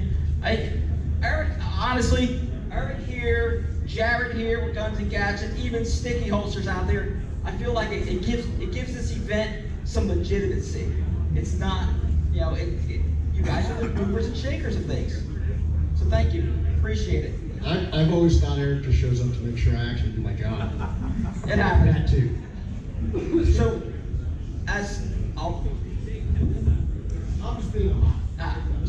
Eric, so with Gun Owners of America, what is your mission as an organization? It's like national, not a state, national organization. What is your mission? Defend the Second Amendment and abolish the ATF. Good night, we're done. Mic drop. Of course, I will add, in doing that, you have to repeal a lot of gun control as well. Otherwise, you will just have the other federal agencies enforcing the gun control laws in absence of the ATF. So it's kind of like, if you can imagine, you know, those movies where, you know, they kind of snip a wire to defuse the bomb. Well, in this movie here, in fact, there have been a couple of these. There's a Clooney movie in the 90s where it wasn't just one wire. You had to clip both wires simultaneously to defuse the bomb, or else boom, right? Well, same thing here. You can't just abolish the ATF and leave the gun control in place. Both have to go. So our mission, quite simply, defend the Second Amendment, but that is one of the best ways, is repealing limb by limb, step by step, law by law, the restrictions, the infringements that have come over the years. Last year we were successful in, we couldn't get rid of the ATF entirely, but we cut $100 million from their agency, so that was a great first step. And we also ended the submission of veterans' names into the NICS system. So, you know, we're rolling things back, and that's always an exciting thing. As a veteran, I really appreciate that last one. I'm James with GA2A, Georgia Second Amendment. Our mission is to allow gun owners to carry a gun anywhere a criminal can. Amen. And we all know that criminals don't obey the law, so they carry them everywhere. That's right. So we did get the guns everywhere bill passed a couple of years ago, but we still can't carry everywhere. So we still got work to do. But that's our primary mission, is mostly gun carry laws, and we're working on, we've supported suppressor legislation, so now you can hunt with suppressors in Georgia. We got constitutional carry passed, so we have constitutional carry, which I think that's a misnomer. It's more like unlicensed carry, because they're still off limits places. So still some infringements we need to work on, and working hard to that. So that's our big mission, is just being able to defend ourselves no matter where we are. I'm Luis Valdez. I'm the Florida State Director for GOA, and our state level mission and goals are very simple. Our lawmakers say we're the freest state in the union. Our lawmakers call us the gunshine state. It's bupkis, it's bull. We're the only Republican state in the country that has an open carry ban. We're the only Republican state in the country that has mandatory waiting periods, a bump stock ban, under 21 purchase ban. So I'm actually jealous of Georgia, because when I used to live in Tallahassee, I'd cross the border and I'd be like, oh man, this is nice. I could actually take my shirt off. I could tuck my shirt in. I don't have to look like a vagabond. But our goal here in Florida is everything we're doing on a national level, but on the local level, because everything is local. Today's politicians in Tallahassee are tomorrow's politicians in DC. If you want a great example of that, look, when Pam Bondi was our Attorney General, she was against open carry. She was in favor of under 21 purchase bans. and red flag laws. Now she's the AG in DC. That's national implications. Another great example is State Senator Randy Fine. He pushed the Parkland gun control bill. He's now going to Congress. That's going to be national implications. So on the state level, our goal is to make sure that we're able to, a great farming term is prune the bad apples from getting that far, but also make Florida really the gun-shy state that it's supposed to be. Yeah. Hello, everybody. I'm Dennis Fields. Hey. Florida Carry has been a grassroots gun rights organization here in Florida for about 14 years now. We are basically focused on the stuff that the NRA can't get to. We got a lot of local stuff going on.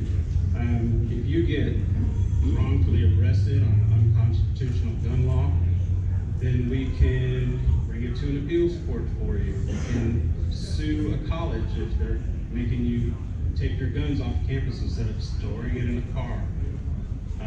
We've got all kinds of things going on with municipalities trying to ban carry inside of public buildings where they're not prohibited places.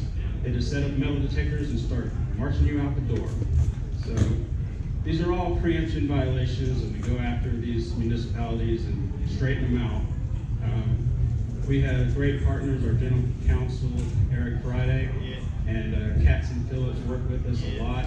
And just really getting out there and making sure that the cities and the towns are not taking away our rights. Like recently with Okeechobee, when they put out that hurricane ban for all the gun stores to shut down and all that thing, that's a riot law. It has nothing to do with weather. So we were on top of that immediately. And we work a lot with GOA, and I share their content on our Facebook page as much as I can because I want all of our partners helping us, and I really appreciate them. We're all in this together. We're not gonna win divided. Organizations have to work together. That's right. We got to stop the back and forth BS with some groups and things like that. So that's where we're at with that. Every state, federal, and the federal level, there are so many regulations and restrictions. And I'm kind of curious how you guys pick the priorities at the various levels to go after in a given year. Because, like, one person might think, for example, here in Florida, open carry is a big thing. But also there's a bill for college campus carry. And it's like, how do you look at everything that you want to accomplish long term and decide this is where we're going to start this year? Isn't there an organization that is like No Compromise? Do you remember the name of it? I think there's an organization that's No Compromise. GOA? Is that it? No, That's it. That could be it. Can you guys hear us good at the back? Okay, perfect. Excellent. So to answer that, a lot of it comes down to triage, but we fight for everything. So as you said, college campus carry. I sat with State Senator Randy Fine right after the elections, and I said, look, you made comments prior to the election that you support campus carry. We want to push a bill for campus carry. Are you willing to file such legislation?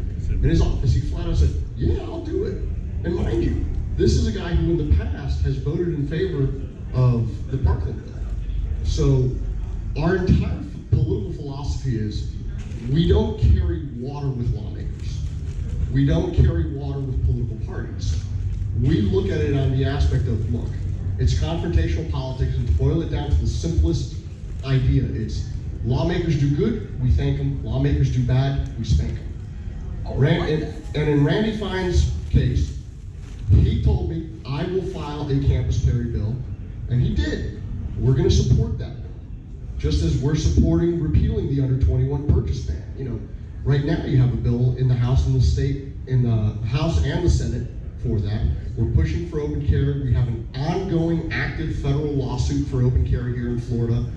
But on a national level, we do this across the states, and who can answer that better than me is, of course, Aaron. So Luis mentioned triage. I mean, that certainly applies a lot of times. Certainly if there's been a shooting or something like that, that will naturally put you on defense, which is ironic because honestly, there's a lot of issues that really play into offensive things that we're pushing for, like concealed carry reciprocity, like repealing gun-free zones. So as much as it's defensive, it also allows for us to go on offense as well and push for a lot of these things that we think are contributing to the problem. But I would say for a lot of these things, they're just long-term pushes that we've been doing for many years. So concealed carry reciprocity is one. I think that is something that in the next year and a half will be our best opportunity to get it. And for you guys who are here in Florida, you will love it because anybody from a permitless carry state, when that bill is signed into law, you will be able to carry anywhere in the country permitless. You will be able to constitutional carry all throughout the country and even carry guns and ammo that might otherwise be banned in that state for carry.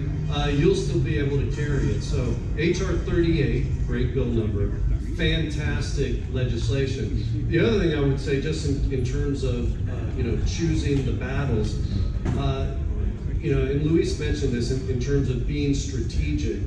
Back in the 90s, when we really started pushing for constitutional carry, and of course, some of you may remember it wasn't called constitutional carry at first. It was Vermont carry, right? Vermont was the only country in the Union that had it, so let's call it Vermont carry. And it wasn't probably the best thing because, who wants to follow Vermont on anything, really? I mean, they had one thing good going for them. So it wasn't until the battle was fought in Arizona that it became called constitutional carry. That was a much better upgrade.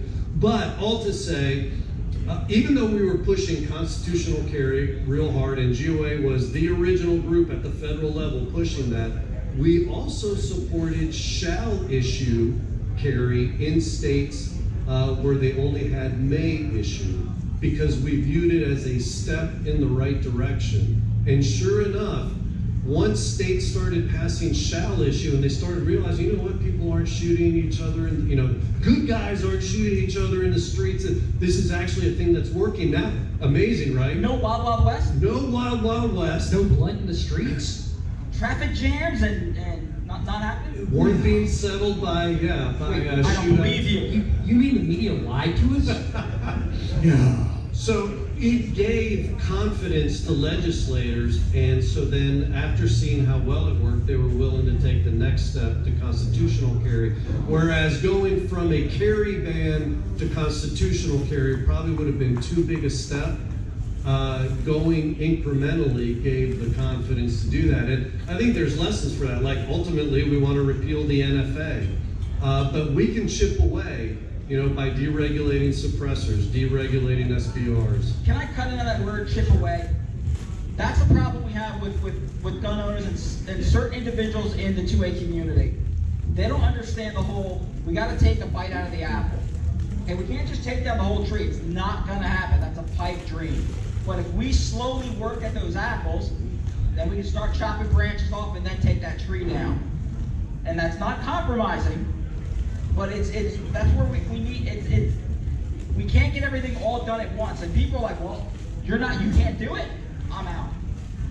We're not going to win that way. Everybody's looking for a touchdown every play, and sometimes you just got to go for 3 yards because 3 times 4 is 12, and you'll get a first down, and you can move on again. And we've been really successful with that in Georgia. If you go back to 2007, 2008 time frame, having a permit in Georgia was basically useless. And now the laws are pretty much, we've got churches, campus, some government buildings, and that's really about all we got left. As far as that, we got constitutional carry passed a couple of years ago. So, the big thing for us as far as triage is twofold. One, what do our members want? So being a member of the organization is important to have your voice heard. And 2, building relationships with legislators, because People will do things for you if they know who you are. And not as far as us, the organization, build those relationships, but the members. When's the last time you took your state rep to lunch? When's the last time you took your state senator to lunch? When's the last time you volunteered for their campaign? Do they know your name? Do you have their cell phone number? If you call them and it's a random number pops up on their cell phone, they're not going to give that as much credit as if you call them and James shows up on their cell phone. They go, oh, hey, James is calling me. This must be something important. And then they know who you are, and your opinion matters more. It shouldn't, but it does. That's just how humans work.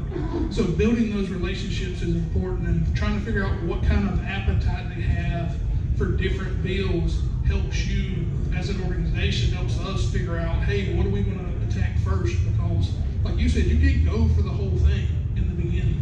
You got to figure out what piece I can get next.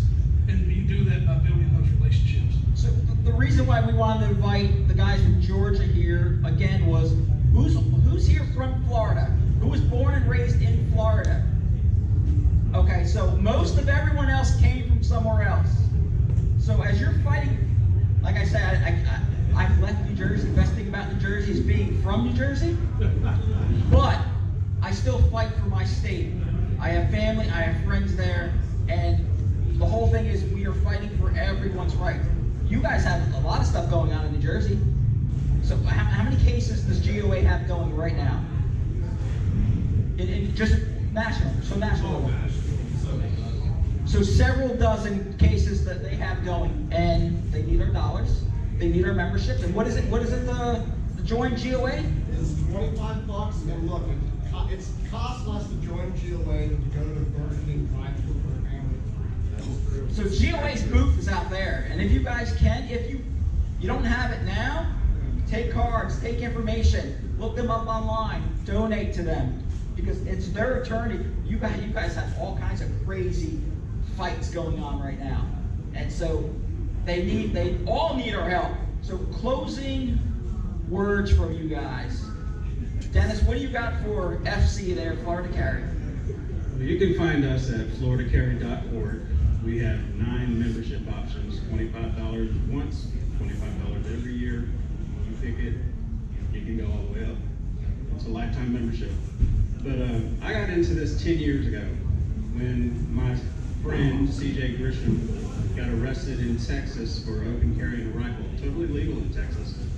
But he was charged with obstructing because the officer came and grabbed the gun off of his neck and threw him up against the car and put a gun to his head. And now he's a law enforcement officer from the Army, so that was interesting.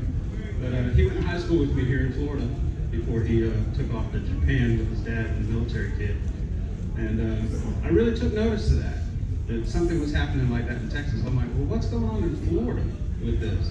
So I found a group real quick of Jacksonville open carriers, started going out to the pier with them, and I was meeting all kinds of people out there. I mean, there was folks from different countries coming out on the pier, and we're just talking about the firearms that we're holding while we're fishing, because it's legal here. It's an exception to our laws. And we're really just trying to get the open carry law repealed so that it can be legal all the time instead of having to do special exceptions like camping, hunting, and fishing.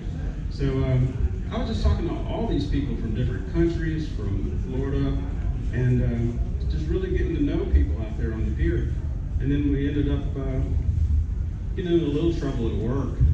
Yeah, you got into a little trouble at work. I didn't think my boss really liked my rifle being out downtown Jacksonville, but anyways. At least you weren't held at gunpoint. Yes, I have never been held at gunpoint, and I've never been put in handcuffs. Yet. Mostly because I'm non-confrontational. I don't run the mouth. So I've only been held at gunpoint twice and put in cuffs once. Well, you know, the code enforcement people might be here any minute, so, you know. But in fairness, you're from New Jersey, so. True, but I was trying to flee, so. I was escaping. Mistake. They love their prisoners. Exactly. Florida Carry messed up last May. They made me a board of directors. I'm in charge of membership now. Memberships are going out very fast. If you join today, you'll get your membership mailed out Monday morning on my way to work. Awesome. So, on the state level, for final remarks is, look, our national model says it best. It's e pluribus unum, out of many one. Together, we make this state great. We make this country great. It's people like Dennis. It's people like Kevin. It's people like Eric Friday. It's people like Chris Rose. And I ain't saying it just because she's my wife, but Elizabeth, she does our outreach program in Puerto Rico. We have a women's outreach program. We do it everywhere. And it doesn't matter if you're white, if you're black, if you're Asian, if you're Hispanic, if you're Jewish, if you're gay, if you're strict Catholic, Asian, it doesn't matter. Atheist, doesn't matter. As long as you have that burning passion of freedom in your heart, that's all that matters. And that's all we care about. Because in the end, this all affects all of us. Whether you're a collector, you're a sports shooter, you're caring for self-defense, you're a hunter, they want us disarmed. They want us to be slaves to the state. And we're not for that. And that's why, again, our national motto says it best. E pluribus unum, out of many, one. Well, real quick, one of my favorite pictures, Louis, of you and I, best pictures ever, is an elevator picture in Tallahassee with Louis and I, my wife Sarah, my daughter, Mark with I can still read James Batson audits. We're on an elevator stuffed with the mean moms. Moms demand action. It was great, and we're all carrying firearms, concealed in the Capitol. It's not illegal, by the way. Except for committee meetings. Except for committee meetings, absolutely. So we had a great time on that elevator. That was great. We missed the one, and we were like, oh, then another one opened. It was like, yes, the heavens had opened. So we had mean moms like this, covering their face. They didn't want to be in the picture. So yeah, that was a good one. Yeah, that was during Parkland, I think. I think it was around that time. It was around that time. It was when they were doing. So for folks that don't know, Leon County School Boards, where the county where Tallahassee is, they let the middle school and high school kids out to get social studies credits to go protest gun control at the Capitol. So of course the Matt Moggins are using this. And mind you, most of them were PTA, different county level PTA organizations and teachers unions that were just wearing Moms Demand Action shirts. So yeah, our entire purpose was just to carpet bomb them and make their protest not work. You know what really, I'm just thinking about that right now. You know what really sucks about that? It was our money, our tax dollars used probably to buy all those red shirts. Yep. We're literally fighting gun control, that we're asking for money to help the fight, and somehow our government is screwing us over by taking our tax dollars and giving it to anti-gun groups to strip us of our own rights. Well, that's a little screwed up. Well, for those of us in the gun rights community, it's like the meme with the missiles coming. And it's like my tax dollar, somehow also my tax dollars. Yeah, exactly. Except it's my willfully donated money and my tax dollars going at each other. Yeah, I think I just leave you with join the organization that you feel represents you best. Join as many of them as you can. Don't think just because I've joined one that I'm done. Like join Florida Carry, join us, join GOA, join the Second Amendment, join everybody. Because without members, we don't have a voice. We have to stand together. The voice has to be united. And so join everything you can join. Donate what you can donate. Help us fight. We've got 12 bills dropped in Georgia so far that have something to do with guns. 11 of them are anti-gun. And one pro-gun bill dropped in Georgia so far. The fight is here. We've made huge progress in getting the off-limits places taken away in Georgia, but the fight's not over. A lot of people think it is, but just because we have a Republican president and Congress and all that, we're done. Like, we're not. We've seen that in 2016. Yeah.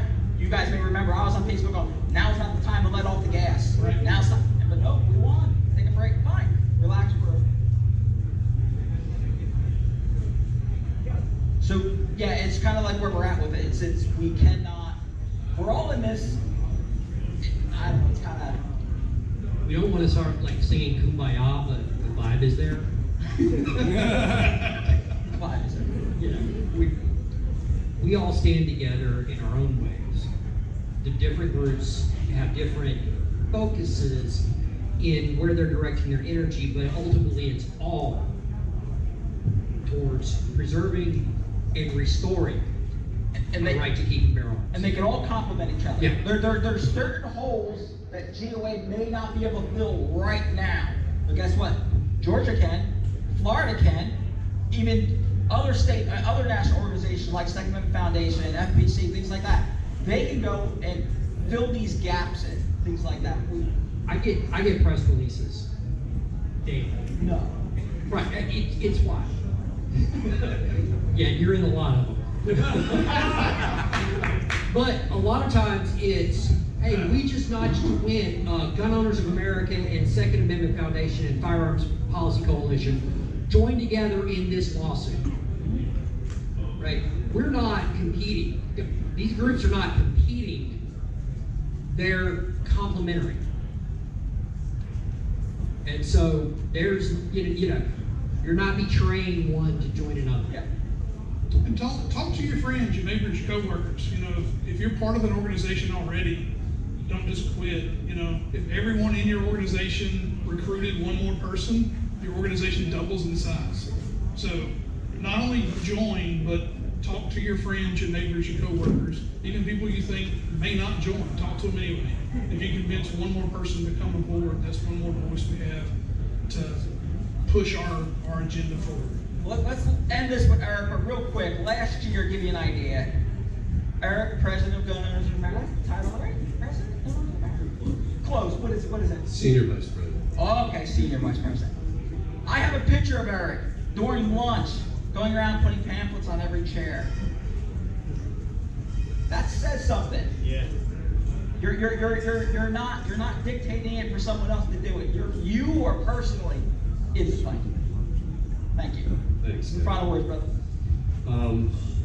If you've seen the 300, that's been the last 4 years of our life, right? Shield to shield, we've been on defense.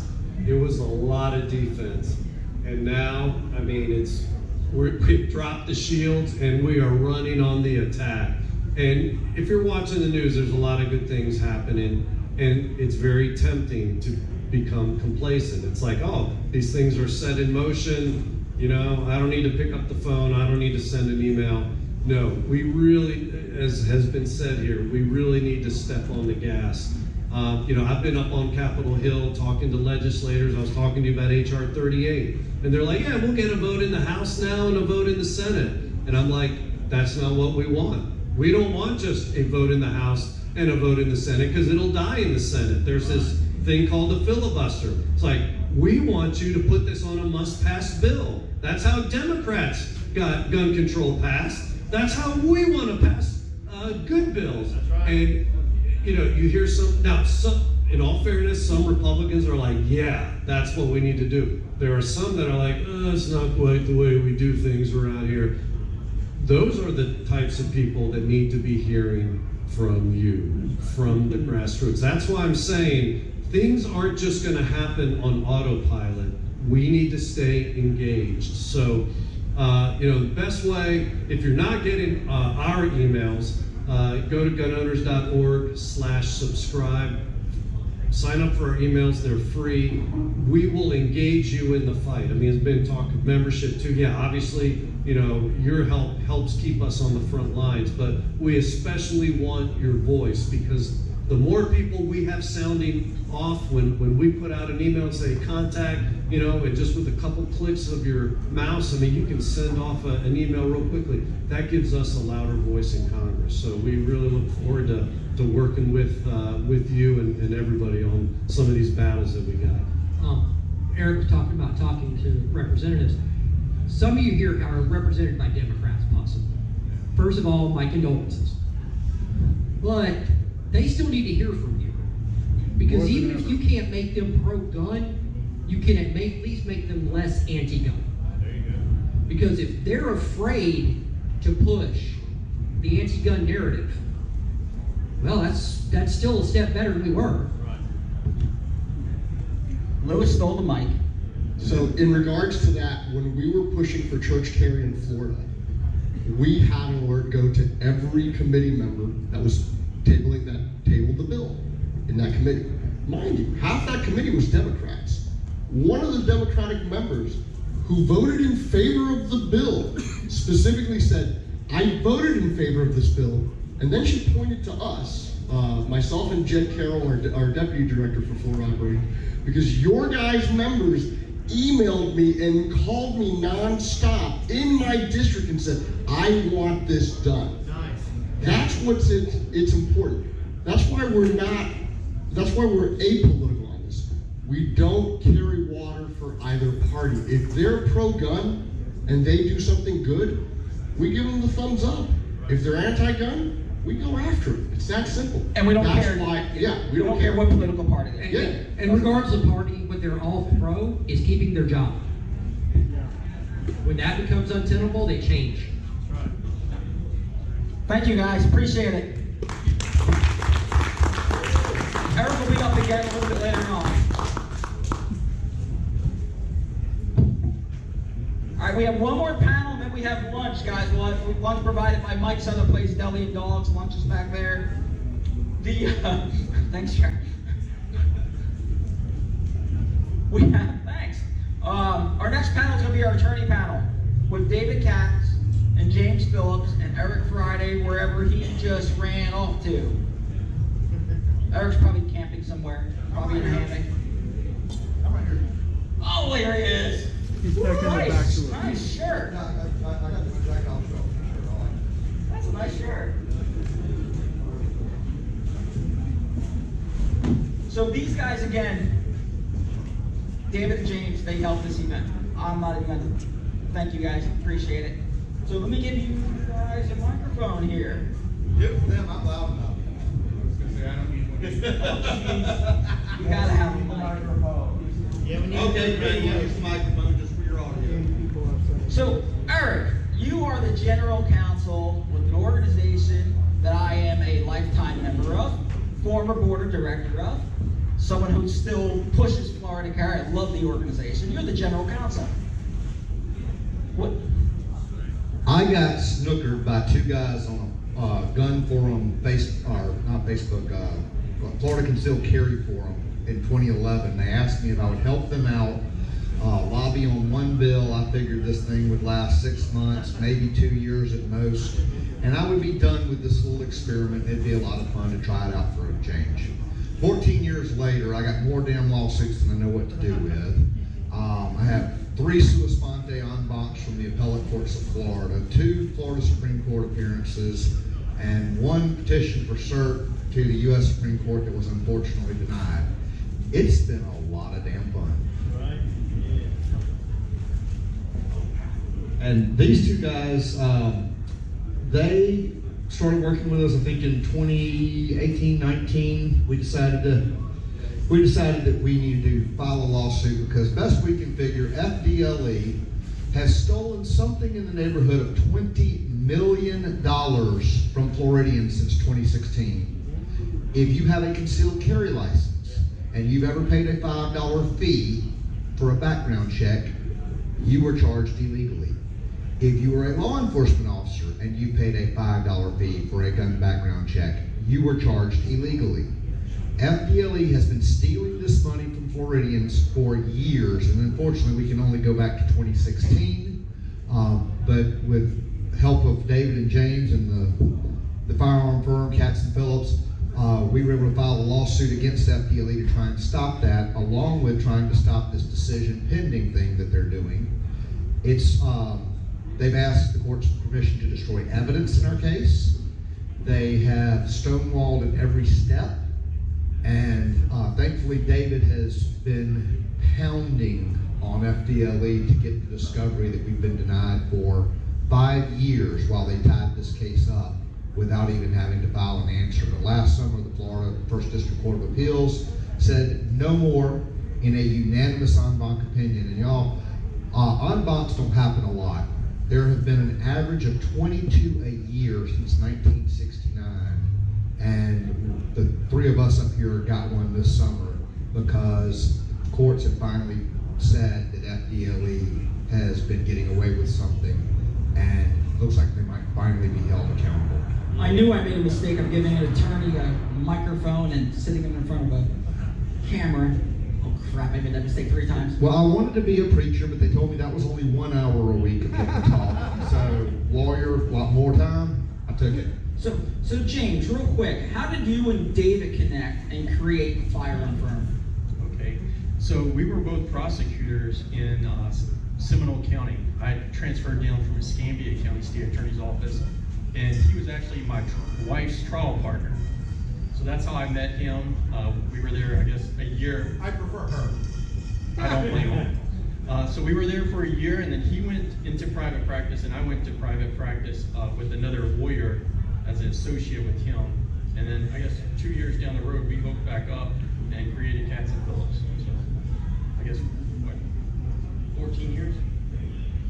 17 years we've been in practice. So David, what your firm, one of your big things is U.S. Law Shield and self-defense cases in general, not just U.S. Law Shield cases. How did you guys all get involved with U.S. Law Shield? I kind of know a little bit, you don't dive, but how did you guys get involved and where has it gone with the organization, with you guys as? So I'm actually the wrong person. You should have asked James this. I'm walking away so he can't take the microphone away from you, because I want to talk too, right? But James and I both were in our office one day, and he comes into my office and he says, "Hey, did you see that email that said, are you interested in handling firearms cases?" I said, "Yeah, I saw it. I deleted it." So I had been managing the firm for years before this, and every day I was getting emails that said, "Hey, do you want this kind of cases? Do you want that kind of cases?" And all it was people who wanted to take my money and do advertising for us. So I had gotten really bitter on those kinds of emails, and I deleted it. He comes in and he goes, "Well, I think it's interesting. I'm going to call him."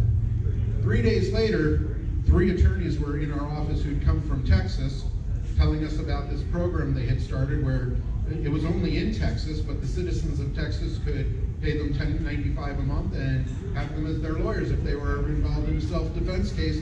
That $10.95 a month covered both civil and criminal. And they wanted, they were meeting with law firms in Florida because they were looking to expand their program into Florida. That was going to be the second state they opened in. And when they left our office that day, they were not just meeting with us, they had 5 or 6 other firms in Florida that they were kind of interviewing. And when they left our office that day, James and I kind of sat there with our jaws hanging down because what a brilliant idea.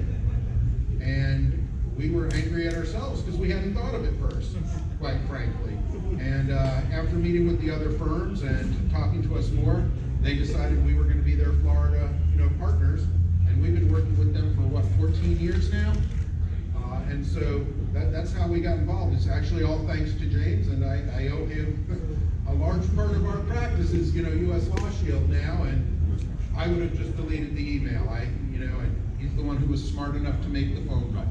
So, did we record that? So, James, here's a question for you. I know Eric Pratt was just up here. You've been working with GOA on a few things. Can you tell everyone here what you're working on with GOA? Yeah. So the biggest thing that I'm working on right now is we filed a lawsuit against the state of Florida for open carry.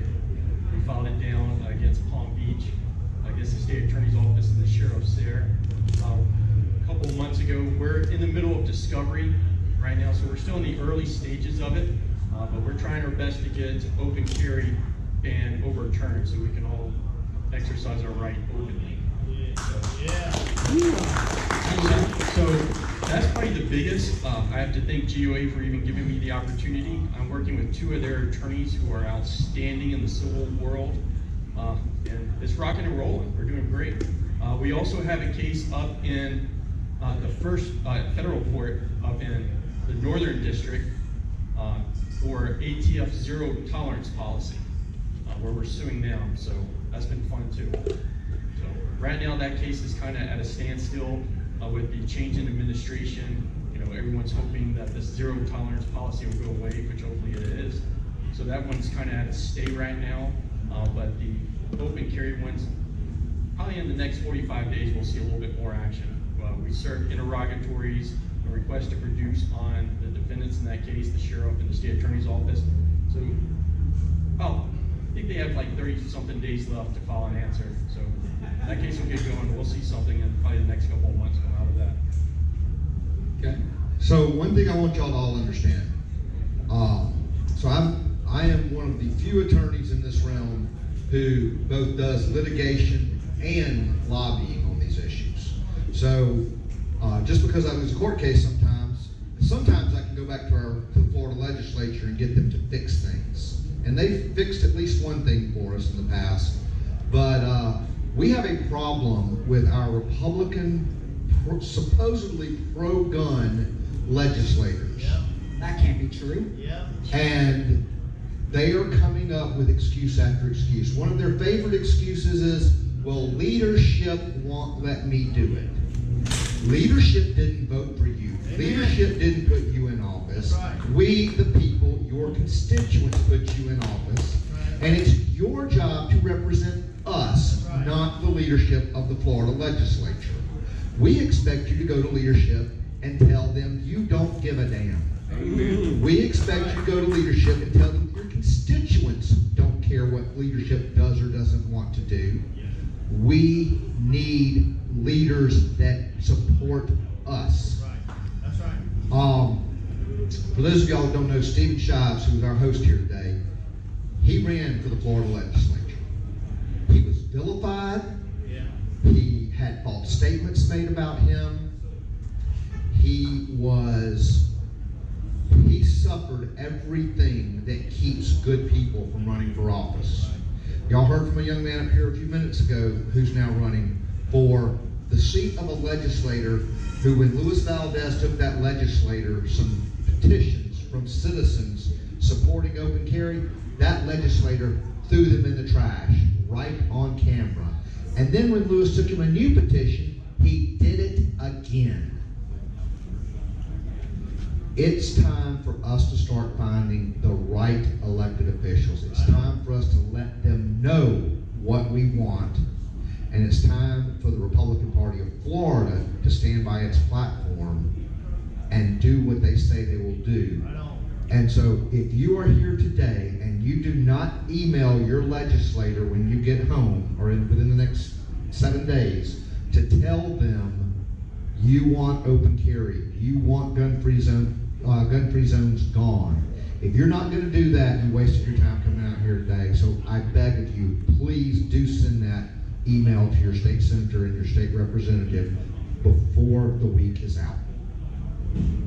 So we have a situation here in Florida called the municipal two-step, right? So basically, under Florida preemption statutes, cities and towns can't have their own gun laws. City property is not a gun-free zone. But what happens when they rent those properties out? That's the problem we're having. So we are looking at a few different things. We've tested this in a few different places. We have a few people who are interested in being plaintiffs, but the question was asked earlier, how do we triage, how do we decide? And the fact is, I hit my limit a long time ago, and I have every case that I can handle already. There's a young man here actually who was suspended from school because he took 3 expended 9mm casings to his school so he could show his friends, hey, mom and dad bought new guns and we all kept our first shot out of them, our first casing out of them so that we could make a necklace with them. That young man was suspended for 5 days from school for that. When he goes back to school and he takes a water tumbler that looks too much like a bullet, a bullet that would not fit any gun I've ever seen other than maybe an artillery piece, they took that away from him too. They've also got rules that say no clothing that talks about your Second Amendment right. We have a law that specifically allows that. So those kind of cases come in and they sidetrack me from getting to this municipal two-step issue. But fortunately, I've been talking to David a little bit and we've talked about a few options there.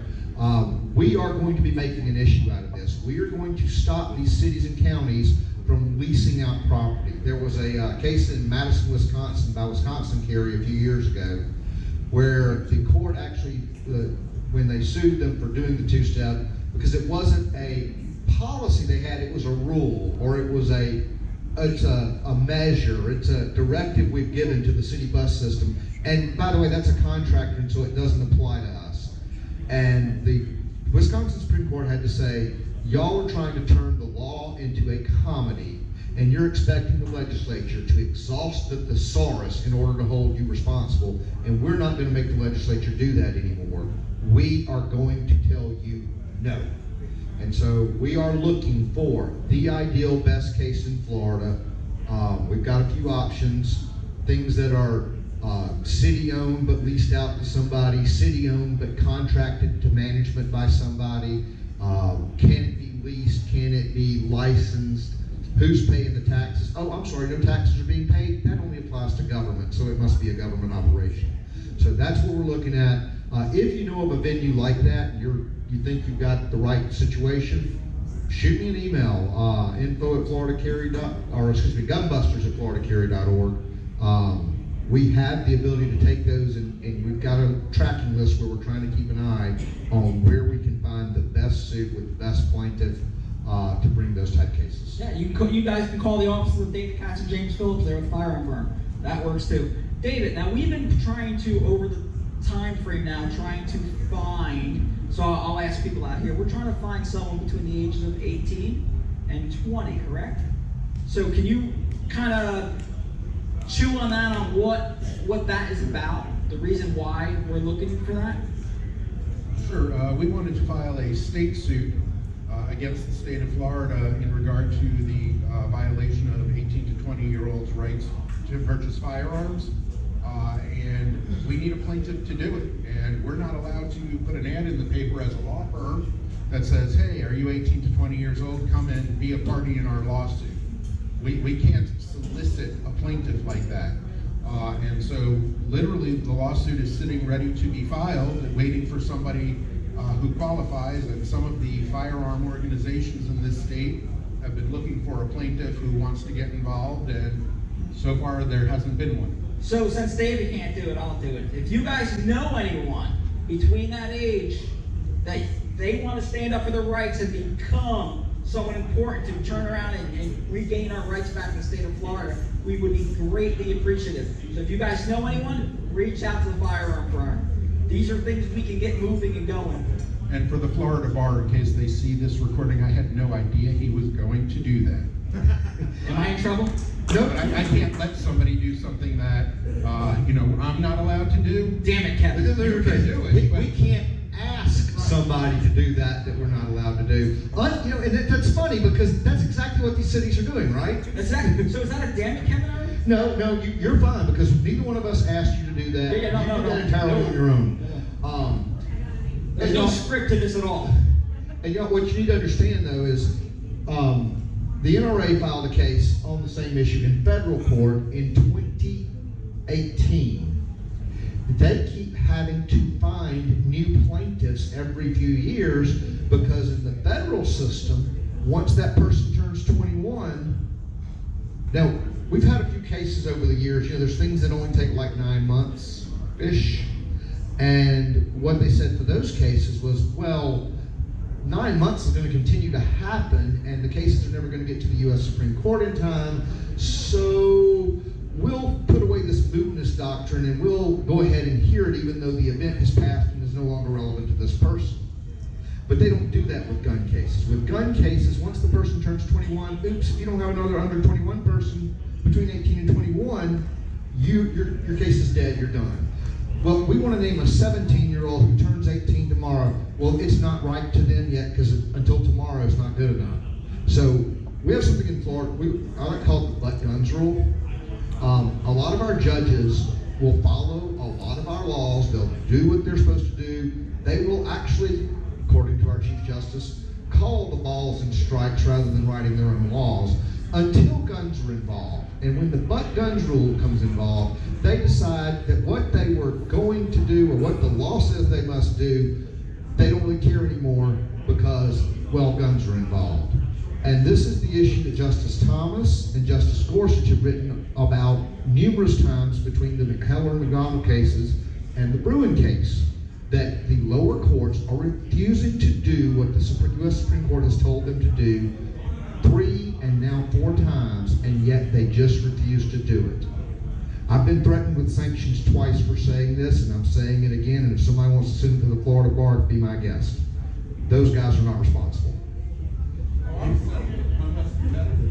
You know, also going back to the NRA case in the federal court, it was actually decided last year. A 3-judge panel denied the lawsuit, said it was completely constitutional. Then one of the judges requested an en banc hearing. It got set aside and relitigated. They just had oral arguments, I think, in July of this past year. So we should be getting some kind of decision in the next couple of months, unless they keep stalling. Because like Eric said, this case has been around for years. They're procrastinating. And the 11th doesn't seem to be overly gun friendly as far as gun rights. So I'm not going to hold my breath that they're going to do the right thing on this one. Well, you know, so generally our appellate courts in Florida try to get decisions out within 6 to 12 months. David, how long did we wait on the Corona decision after oral argument? A year and a half. Yeah. And in fairness, in that case, they decided to en banc it, and that does delay things. But y'all, we should not be waiting 5 years just to get an answer filed by a defendant. Answers are supposed to come in 20 days or 40 days if it's the state, and they took 5 years because of their constant appealing of the case, because they wanted to destroy the evidence of what they had or had not done to check the background check, to do the background checks. They delayed because they claimed that we had to go through special processes created by judges, not by the legislature, even though the legislature had said this is the process for gun cases. And y'all, when we're having to fight things like that, it takes time, it takes money. Florida Carry has not paid any of the 3 of us a dime in hourly attorney's fees. The only money that I've ever collected from Florida Carry for attorney's fees has been when I have won the case and somebody else, the state, a college, has had to write the check. That's all Florida Carry has ever paid for lawsuits. We did have to pay one attorney to do the Supreme Court brief. So if y'all could each leave some money up here for So, what Eric is saying there, he's absolutely 100% right. Florida Care has not paid you guys a dime because one is you haven't sent FC bills. Well, so I do have an agreement to get paid for lobbying. That's different. It's been a while since FC got a lobbying bill from me. So they have paid a few expenses for things like hotel rooms in Tallahassee and things like that, or for the annual registration fee. But it's been a few years since I've seen a lobbying bill. But the whole point is you guys are in this fight. You guys aren't in it to become millionaires from it. You guys are in the fight. We're just thankful you pay us 10 grand each to speak here today. I know it's a question. Wait, where's my paycheck? I am only interested in working with attorneys on these cases who are true believers. And at the same time, we all do expect to eventually get paid. We wouldn't be doing this if we weren't going to be, if we didn't have it. So that was actually a question that came up in one of my cases where I was threatened with sanctions. I was having to testify about why I deserved the fee I was asking for. So I have to actually testify in that case, get sworn in just like a regular witness. And the city attorney for the city asked, well, you wouldn't have taken this case if you didn't think you were going to win and eventually get paid. I said, that's absolutely true. He said, so you had a high confidence level you were going to get paid, you win the case and therefore be paid. And I said, no, I had zero confidence because of the butt guns rule. And so that is the reality is we take these cases on contingency. We take a huge risk on these cases. Yes, there is a provision for it to eventually pay off, but Eric and Lewis were up here earlier. James is co-counsel in the Southern District case for open carry. He was one of the attorneys who won one of the bump stock cases, striking down the federal bump stock ban. Yeah. He submitted his very reasonable request for $400,000 in fees. Now, y'all, there are a lot of attorneys that, having done the work he would do, that he did in that case, could have argued for $1 million plus, but he submitted a reasonable fee request for $400,000. The court found that he wasn't entitled to any fees in the case, despite winning at the U.S. Supreme Court, and that all he could recover, or GOA could recover, was around $700 in court cost. Y'all, that's the butt guns rule in action right there. That is a judge that was upset and pissed off that he got overturned by the U.S. Supreme Court, and so he said, screw the lawyer that did all the work. We don't care that the government lawyers all got paid with their benefits from tax dollars the entire years this case was going on. The guy that took a chance, the organization that took a chance, they don't get a dime other than $700 of the money that they laid out back. And y'all, as long as that's the law and as long as that's what attorneys have to put up with to do these cases, it's only going to be 3 or 4 of us doing this, not the 100 that it should be. So before we go into closing arguments, closing arguments, perfect, that worked out good. One of my favorite stories with Eric is actually at an event that we held in Tuscaloosa Park, where we opened carry after the Stoneman-Douglas bill got passed. But the media was out there. And as we come walking through the park, everyone's open carrying, some had long guns, some had pistols on their sides. As we're walking through the park, there was one particular lady that started yelling that no one wants you guys here in this park. She was the only one yelling, by the way. And the media cut to her in the art. And I will give credit to, I think it was Miller, who wrote the art, who did the whole video thing. I give credit to him on this. So they went with her ranting and raving about no one in the park wants guns. Then immediately cut to Eric, edited to Eric saying, there's nothing dangerous about the gun on my hip or the gun on my back until I do something dangerous with it. And I thought that was a good media thing. They gave her side and that side. So I thought that was great. It was one of my favorite video comments with you, and it was short. So I can be nice and short and calm when it needs to be. But let's go to our closing thing. David, what do you have for the people as an attorney with U.S. Law Shield and everything you're doing with the state? People getting involved and because your whole firm. I spoke at the Tea Party event last Monday, and I mentioned you guys multiple times. Because I literally got heckled at the event that I was wrong about possibly being arrested for accidentally having your gun exposed. And I explained you can be arrested for anything, but you can definitely be arrested for that. I got heckled with that. But I said, you don't believe me? Call a firearm firm. Go to their website. Here's the thing, firearm firm. You have a question, you can type it on the website, and you guys have tons of articles. You guys have your books you did.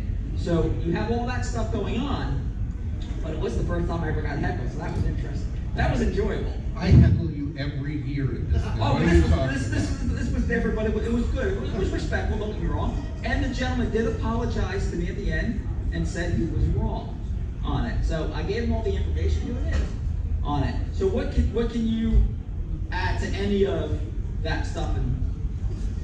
So Eric was talking about a very reasonable attorney who billed $400,000. I will tell you, I am not reasonable. He is from New Jersey, though. I would have billed every damn penny that I thought the work deserved. I can tell you I am not cheap. My law firm is not cheap. Get coverage. Right. Okay? Get self-defense coverage. Right. You know, we work with U.S. Law Shield and very much believe in that company. I can tell you we resolved 33 Law Shield cases last year.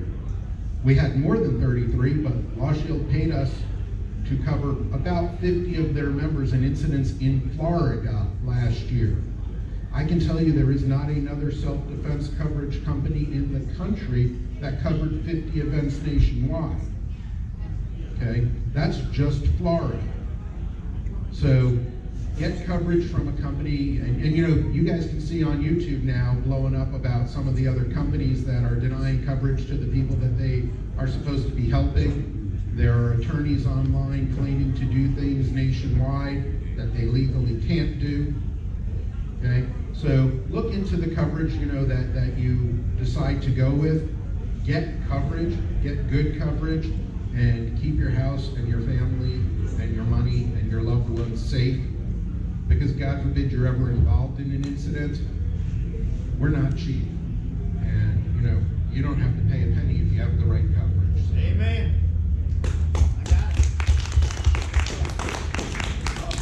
I guess in closing, one thing I would say is probably the most important is education. If you're going to be caring, make sure you know the laws. Ignorance of the law is never a defense. And you know, we see it with like law enforcement. There's tons of great cops out there, but you only get the publicity on the bad cops, right? Well, the same thing really applies to those who carry firearms. There's lots of people that are law-abiding citizens that carry and have no issues, but you have one person that doesn't know the law and they make a mistake, and the media jumps on them and publicizes everything bad for firearms. You know, look at what this person did. So be educated. Don't be the one that makes a stupid mistake that makes everyone else look bad. Know the laws. Know the laws when you cross state borders, because anytime you go into another state, you are presumed to know the law of that state. And as long as we're educated, you should be safe. Now, things are going to happen, unfortunately, that's out of your control. If you find yourself in a situation, be respectful. The time to fight is not on the side of the road, or not when law enforcement is trying to take you down for something. You fight in the courtroom. So just keep knowledge, be smart, be safe. It's almost like you're telling people to be armed and educated. Oh, that sounds familiar. I think there's a book. Yes. There's a couple books. Couple. All right, I'm going to get the last word today then. All right. I got it. I'm going to go to David when you're done. He might not want to say anything else after what I got to say. Y'all, I have agreed to work with or take payments from any company that is out there doing or trying to do what U.S. Law Shield does. Any of those companies that have asked me, would I be willing to take cases from them? I've said yes. I also will tell you that Florida Carry, as an organization, has only agreed to work with one of those companies, and that's U.S. Law Shield. There's a reason for that. We turned down question after question. We'll give you a cut of our first year membership from anybody that you help us sign up, those type of offers, okay? From some of those other companies. We didn't agree to work with them because, not saying that they don't do what they say they're going to do, maybe there's some that don't, but we only agreed to work with U.S. Law Shield because I looked into the cases that James and David had done on behalf of U.S. Law Shield, because I talked to them about some of the cases that they probably could have gotten away with not covering if they wanted to go that direction in a particular case. But they covered the case, they handled it, they got appropriate results for what the situation was, and a lot of those were absolutely free and clear, walking out the door without any charges being filed or convicted, depending on the situation. Y'all, I don't work with other attorneys likely in terms of, you know, not trusting that they know what they do, and I don't recommend other attorneys without knowing something about them. If you carry a gun on a regular basis and you do not have coverage with somebody, you need to get it. And if you want my suggestion of who that is, it's U.S. Law Shield. We do have a program with Florida Carry, if you are a member, to get a discount with U.S. Law Shield. But I really, George Zimmerman, over $2 million in fees, I believe, that he ended up owing and paying. Was it? Okay, maybe as high as 4. Y'all, Kyle Rittenhouse, millions of dollars. We've got some excellent public defenders in this state. They do really good work. They're also overwhelmed. They can't focus on your case. And unless you are a millionaire or multimillionaire, you are probably not going to be able to afford private counsel to see your case all the way through if you ever have the worst happen to you. And we have state attorneys in this state who are more than willing to go after good people who do the right thing. So be smart. You have insurance on your car, you have insurance on your house. This is a no-brainer for you. Right. Yeah, these three guys, they're in my speed dial. Like I went and spoke at the event, and I had an email or text Eric, said, hey Eric, I'm speaking at the event Monday, and halfway through it, I am going to open carry. And I heard something about a sheriff being there possibly. I said, well, I'm gonna go through the rest of my speech open carry. So if I get locked up, you know where to find me. Sarah's got your number. So that's some of the stuff we're doing. David, you mentioned something about giving away some books. So if you want to tell someone real quick how we're going to do that. I'm going to do giveaways at the end, so they can find you. So I was supposed to bring books with us from the law firm last night, and I left without putting them in my car and got halfway here this morning, realizing that I didn't bring them. So what I told Kevin to do is to give away 5 of our books at the end when he's doing his giveaways. Get the people, whoever wins, get their name and address, and on Monday we'll ship them out to you. So as long as Kevin gets me your name and address, you'll get your book. It might be a week later, but I apologize for not bringing them, but we are still giving them away. Yeah, I guess David would collect all your email addresses or regular addresses, but his fees are kind of high, so I'll do it for nothing for you guys. All right, so we're going to have lunch in a minute, but right now I want to bring up the representative for U.S. Law Shield. He is out here. He was just standing here.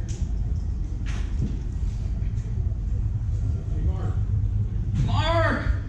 Does anybody got a question you've always wanted the answer to? Dennis. How come the police can come to Tallahassee in a committee meeting with a gun, open carry, and lobby against my right to do the same thing? Woo! Okay, so a few years ago, we actually filed an ethics complaint against some college chiefs of police because they were coming and lobbying against your rights. And unfortunately, our ethics commission doesn't really want to enforce ethics or state employees lobbying on state time. They would rather just, look the other way. All right. Let me introduce Mark real quick with U.S. Law Shield. Couple minutes, Mark, and then we're going to have lunch. Hold your applause. Yeah, you're done. Wow, that was unnecessary. So yeah, my name is Mark Showers. I work with U.S. Law Shield. I've been working with the company since 2013, working closely with David and James doing the seminars. How many of you are already U.S. Law Shield members? Okay, my booth is between the bread booth and the lemonade stand on the left. I got free stuff for you. Okay? To get your free stuff, you gotta show me your membership card because I ain't stupid. As long as supplies last, I got free stuff. I got hats. They don't make these anymore. So I got a hat for you. I also have one of these medical kits. It's a pocket guide. Basically a stop the bleed thing. I have some of these, right? So you can pick up one of these. I have pins. Everybody likes pins. Stickers. These are not chest seals. Stickers, right? Got all that type of stuff for you. We also have free information out there. QR code scan, you can get our student guide, reciprocity map, a lot of different stuff because we want you to not only be armed, we want you to be armed and educated. Making sense so far? Yeah, okay, good. So, come by, talk to us. Also, if you are not a member, stop by. I'll explain the different plans. If you like them and you want to sign up, great. We're going to give you some extra stuff, including an individual first aid kit, which is going to teach you how to stop the bleed, along with the online course for absolutely no cost out of your pocket. It's a bonus. So this is kind of important because, come on guys, bad guys got guns and knives and sticks too, right? That's right. All right, so if you have to scuffle with somebody, there's a good possibility you might be leaking. You can leak for so long before you stop leaking, and that's a bad thing. So we want you to stay alive long enough to get the EMTs to you, and from a very selfish viewpoint, James and David cannot represent you if you bleed out. Right? So let's keep you alive so they can do their job. So if you have membership questions, come on by. I'm a pretty nice guy in spite of what people tell you. And I'll be happy to answer any of your questions. There's never going to be any pressure. If you like it, sign up. If you don't, at least you have some information you didn't have before, and we move forward. We good? Yeah. Awesome. David. I also just wanted to tell everyone to please subscribe to our YouTube channel at the Firearm Firm. At the Firearm Firm is the channel. So please subscribe to it and make James a YouTube celebrity. I forgot to do that on his closing argument. Look, can't close. Guys, go have lunch. There's hot dogs back there provided by Mike's Auto Place Deli and Dogs. Go have fun, guys, and we'll be back up here in about 35, 40 minutes. All right, thank you.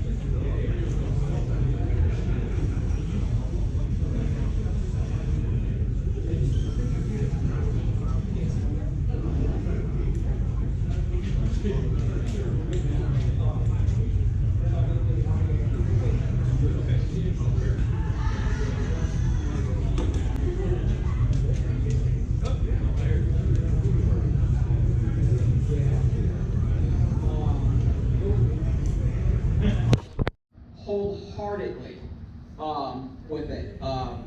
with that, but you've been very responsive to me when I text you or call me back, things like that. I know we talked about maybe doing something on removing polling places, prohibited places. All we have to do is amend the thing, and from my understanding is that's unlimited for you, as you're limited to your bills, but you're unlimited on the amending.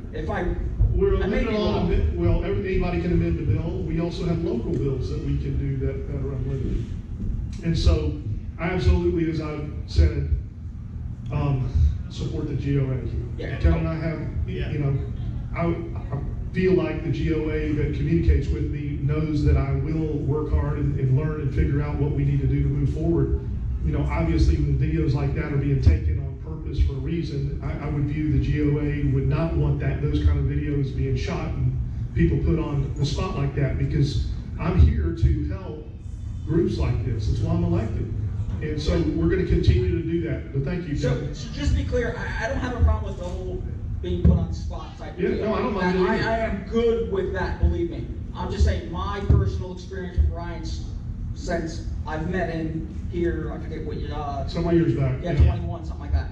That he's been very responsive with things. Ryan, if you're a couple more minutes, are you good? Yeah, a couple more minutes. Let me just hit you with one more thing here. And then we have like 2 minutes. 2 minutes. I'll go one. How about that? Perfect. I would have been done 5 minutes ago had it not been for a little interruption there. SB 490 HB 383, concealed carry licensing requirements for law enforcement officers, correctional officers, and military service members by Senator Collins and Rep. Holcomb. This basically eliminates the need for anyone in that category to have to worry about getting a concealed weapons permit from this point forward. That's what this bill will do. It will eliminate, right now they do have to still do that. We want to, you know, those people that have had that kind of training and have served us in that kind of way, we want to eliminate that. It has been a problem. Someone brought it up to me before, you know, regarding fees and things that are being charged for that. So those are the bills that are on the docket this year. If there's specific things that the group is wanting to move forward even more, you know, we can look back in history and there was reasons why things did or didn't move forward, but, you know, forget about that. What are we moving forward from today forward? So happy to communicate with anybody on these topics, happy to help you out any way I can. Again, don't claim to be an expert in this space. So, but I am claiming to be able to I want to work with the experts in the space, so you just gotta let me know what I can do to help, and I'm here to help. Thank you. Good job. Thank you, Ryan. And I look forward to working with you. I know we all do. I can tell you right now, I agree with Lewis on one thing, is the judge bill, as a gun owner, we're kind of over the rules for thee, not for me thing. Special rights for certain people, we have an issue with. I know there was talks about having our representatives in Florida be able to carry in committee hearings, but we can't. We have a problem with that. That's where, again. And whether we have problems with it or not, I'm bringing you the information, hopefully being a resource, that those are the bills that are here. Whether we have a problem with them or not, that's what's being dealt with. So if you do have problems and you don't want them, or you want amendments on those type of bills, I'm your guy to talk to that about. Please don't 2 years from now come to me and ask me why I didn't do something that you didn't tell me about or ask me about. I mean, you can, but let's develop that relationship like Kevin and I are developing, and let's keep moving forward with what we can do and make things happen. Yep, let's build that. Thank you, buddy. Appreciate it. Thank you, buddy. Thank you, Ryan. Our next guest speaker is Gina Roberts. She's going to be up here for a few minutes. I owe her a speaker spot because I screwed up last year. Get that microphone so I save a couple seconds. Yeah, I've got my timer running here because Kevin comes up and says, "Can you go a little faster?" You know. So first of all, thank you all for being here. Thank you, Kevin, for giving me the opportunity to make up for last year. You're very welcome. I think this is my 4th or 5th year here, something like that. I was coming from California. I actually came from California this trip, but I actually am living in New Mexico now. And so I went from one liberal eco material facility to another liberal, except I live in a very, very conservative town. So I have a really good time with the local Republican Party. They haven't quite learned how to deal with me yet, and they are learning quickly. So just a quick history. I've been a competitive shooter for 55 years. I'm annoyed that the Second Amendment advocacy keeps cutting into my shooting time, but if I don't have Second Amendment advocacy, I lose my ability to do my Second Amendment shooting time, so it's really important to me. I've been a firearms instructor. I worked at the world's largest firearms training facility for several years. And whether or not you agree with how they taught things, the ability to teach 40 people every week, every weekend, and learn how to teach is absolutely phenomenal. I've been part of the Women for Gun Rights group since the 2nd year. Shirley's back there.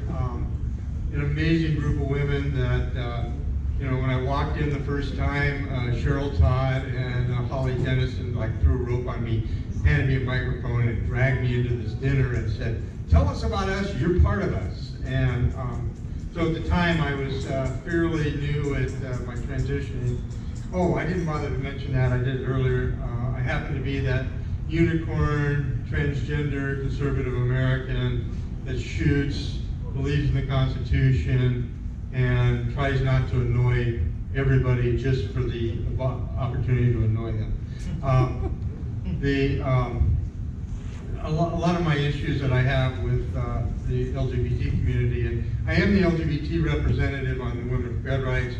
I was California State Director, but I had way too many things going on in my life that I wasn't able to do it really well, and I was moving, so a wonderful lady, Kimberly Southwell, took that job over, and she's kicking butt, so really good.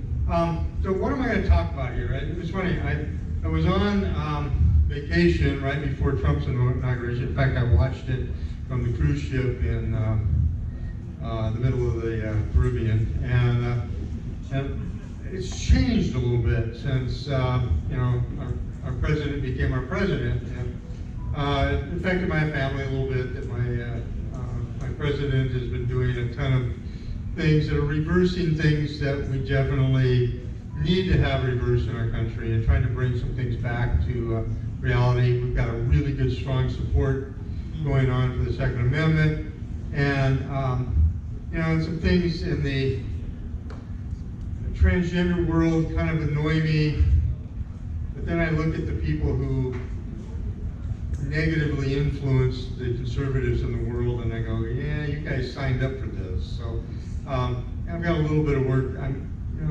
It's like one of the greatest things that Ronald Reagan ever said is somebody that you agree with 80% of the time is your friend, not a 20% enemy. And so sometimes I feel like I'm in that space. So it's important to me that we do all these amazing things for our country that need to happen. We need to get the budget down, we need to get Second Amendment wrongs righted, we need to do all the right things. And then there's these other things that probably need to be addressed again, and they will be. But the level of importance, it's like you have, whether somebody, I have to put the right gender letter on my passport is trivial compared to not being able to have a gun to support the right to be who I want to be. And that is something that I get beat up regularly on social media about. It's fun. I've been listening to all these guys saying that, we aren't popular on Facebook, we aren't popular here. Well, I'm pretty much the anti-Christ of the LGBT community. And I hear about it just about every day. And in fact, it's so dull and so repetitive, and so sometimes I just stop commenting on things. But your brain goes, you need to do something, because these are the people that are negatively influencing the people that are voting our rights away. And I've always looked at things and said, why in the world would you give up a right? And you have people that are saying, all these assault weapons and, gun violence. Well, let me tell you something about gun violence. And I appreciate Mike coming up here and talking about suicide prevention. I was on the San Diego County Gun Violence Task Force, which was basically a group of 20 people. 19 of them were anti-gunners, and me. And, they start talking about, so many X number of murders or deaths a year by gun. I said, well, 60% of those are suicides. Well, that means we need better storage containers, and we need to do this, and well, first of all, the digits we got for San Diego was 72% of gun deaths in San Diego County were from suicides. And I'm like, okay, so do you have any data of how many people killed themselves with a legally owned gun that they had access to? Well, we never thought about that. No, that's not the problem. It's back to that thing of our media and our opponents take a snapshot of the information that they want you to know. Okay, so I'm running out of time, so I'm going to hurry up here. Now I just had a brain fart what I was going to talk about. It happens. So anyway, originally I was going to walk up here and say, guys, I turned 70 last year. I'm about to retire. I want to get out of this. I'm worn out. I'm tired. I've been doing this for 50 years. And then I stood back and I said, we have a pro-gun president, a pro-gun House of Representatives, a pro-gun sort of Senate. But we kind of stepped back in 2016 and nothing happened.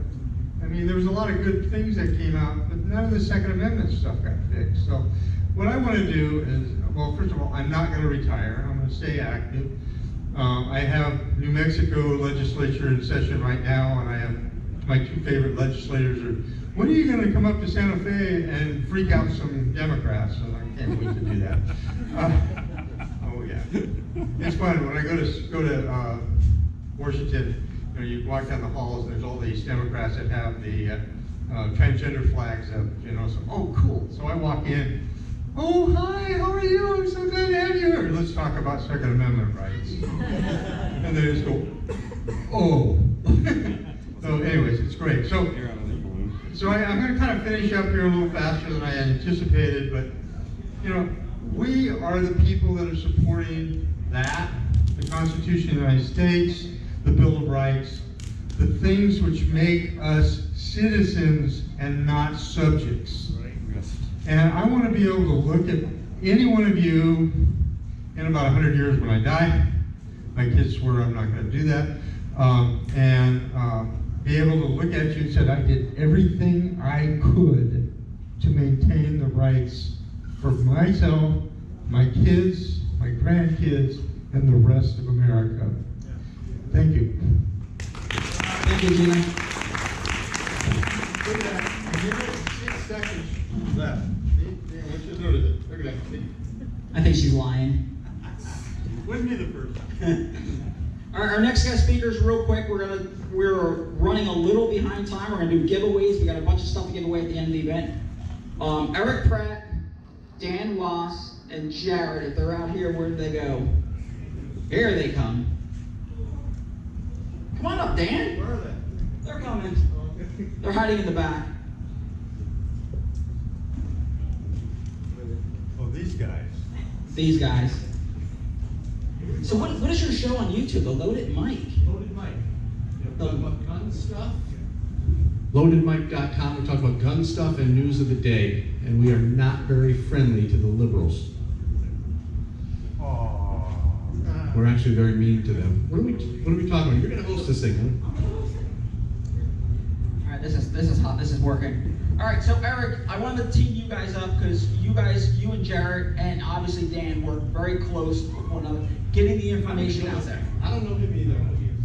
Is he new? How did you get here? I don't know. So you guys work really, really hard. I don't know. You know how long it took me to figure out how to spell your name correctly? I gotta put the H in it. Erich. So you guys obviously work together. You guys figure stuff out together, and then Jared and Dan is a huge information rocket ship for you guys to get that out to the masses. How does that relationship work amongst you three? I mean, I think you pretty much described it. We talk and communicate. Starting with Dan, Dan is also producing bullet points every week, so we're getting information out that way. Of course, Jared is a machine that's just turning out stuff constantly on the news of the day, gun stuff. But I've greatly appreciated Jared's help just in getting information out, because we have obviously our membership and our reach, but it's the influencers that then can really take that and just expand the number of people that we're hitting. And so, like, I remember when it was one of the Biden executive actions, and I forget which one specifically. It might have been pistol brace, or it might have been one of the other. Anyway, but I went on your show, and man, people, because we were able to track like how many people were responding based on that call and that call for action. And I mean, you generated tons of people taking action to submit comments to the ATF, and they still went ahead with their rule. But what was interesting was that they took out, as a result of the comments, they took out a lot of the crud that they had in there. So, I mean, it was beneficial. So, anyway, that's just a specific example for some of the things that we do on a continual basis. So Jared, when that mission comes out, you are pretty damn quick on getting that information. I will see something break at like 9 a.m. or 9 p.m. at night, and I'll wake up and it seems like 7:30 in the morning, you have a video out already. So, yeah. I will say that my wife is the reason I can do that. Every strong guy has a stronger wife behind him, and she picks up the slack when it's time for me to go to work. And she gets it now. I've been doing this long enough that she'll hear a phone call and know, and she'll just be like, all right, go down to the studio. It's time to get active. It's just, I mean, I'm blessed. I'm blessed that I am able to do that. And I think that I have a way to be able to translate stuff so that the average common person can understand it and give them a way to take some type of action and do it in a way that kind of lessens that barrier where some people feel intimidated when they're talking to legislators and stuff like that. To me, it's just about educating people and helping them realize how powerful they are in our system, the way it was designed. Absolutely. Now, Dan, same for you. When is Bullet Points? When does that come out? We do a bullet point series for GOF, Gun Owners Foundation, which is the sister to GOA. the legal arm, basically, right? And so every week we do a video talking about some of the latest stuff. You know, it might be the same thing Jared's talking about. It might be something completely different. But you want to go to gunowners.com for this, for GOF, and you can also go find it on YouTube. But yeah, it's a new series, and we're having a blast with it because we get to talk about the stuff that everybody wants to hear about, and we can get a little creative with it. We can talk about some of the stuff that we're interested in that might not necessarily be in the news. And then there's also a certain level of creativity that I am allowed, and Eric, of course, goes over all the scripts and makes sure everything's just right. And sometimes, you know, sometimes some of the legal stuff is maybe not accurate. We had a thing last week. I'm like, Eric, this thing completely, I didn't understand what it was. So he explains to me. So we get the scripts. There's some legal stuff in there. There's some where I can actually talk about some of the stuff that I talk about in my books, which is the narrative, like we talked about before, the terminology and all that stuff that the anti-gunners are throwing at us. So it's a really great video series, and it's growing now, and it's getting better and better as we go. So if you get a chance to check. So one thing I want to touch on, like you said, you might be talking about the same subject matter that Jared's doing a video on or just released a video on. Yeah. But I say you need to watch both those channels, like Langley Outdoors, things like that, because they may be talking about the same subject, but Dan may say something a little different. Well, he's from New York. and then Jared, who's now a Tennessee guy, he left, what is Massachusetts? Well, he left Massachusetts, so don't give him too much credit. Close enough. So they may be talking about the same subject, but they may do it a different way. And they may hit on something else that hits something in your head, like, oh, wait a minute, I didn't think of it that way, because Jared said it this way or Dan said it that way. So, right, and the way this stuff is presented, like Jared hits the legal stuff really, really well.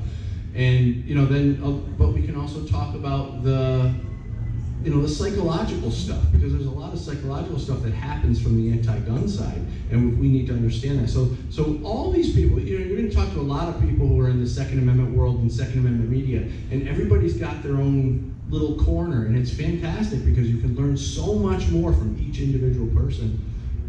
Yeah, that's breaking news.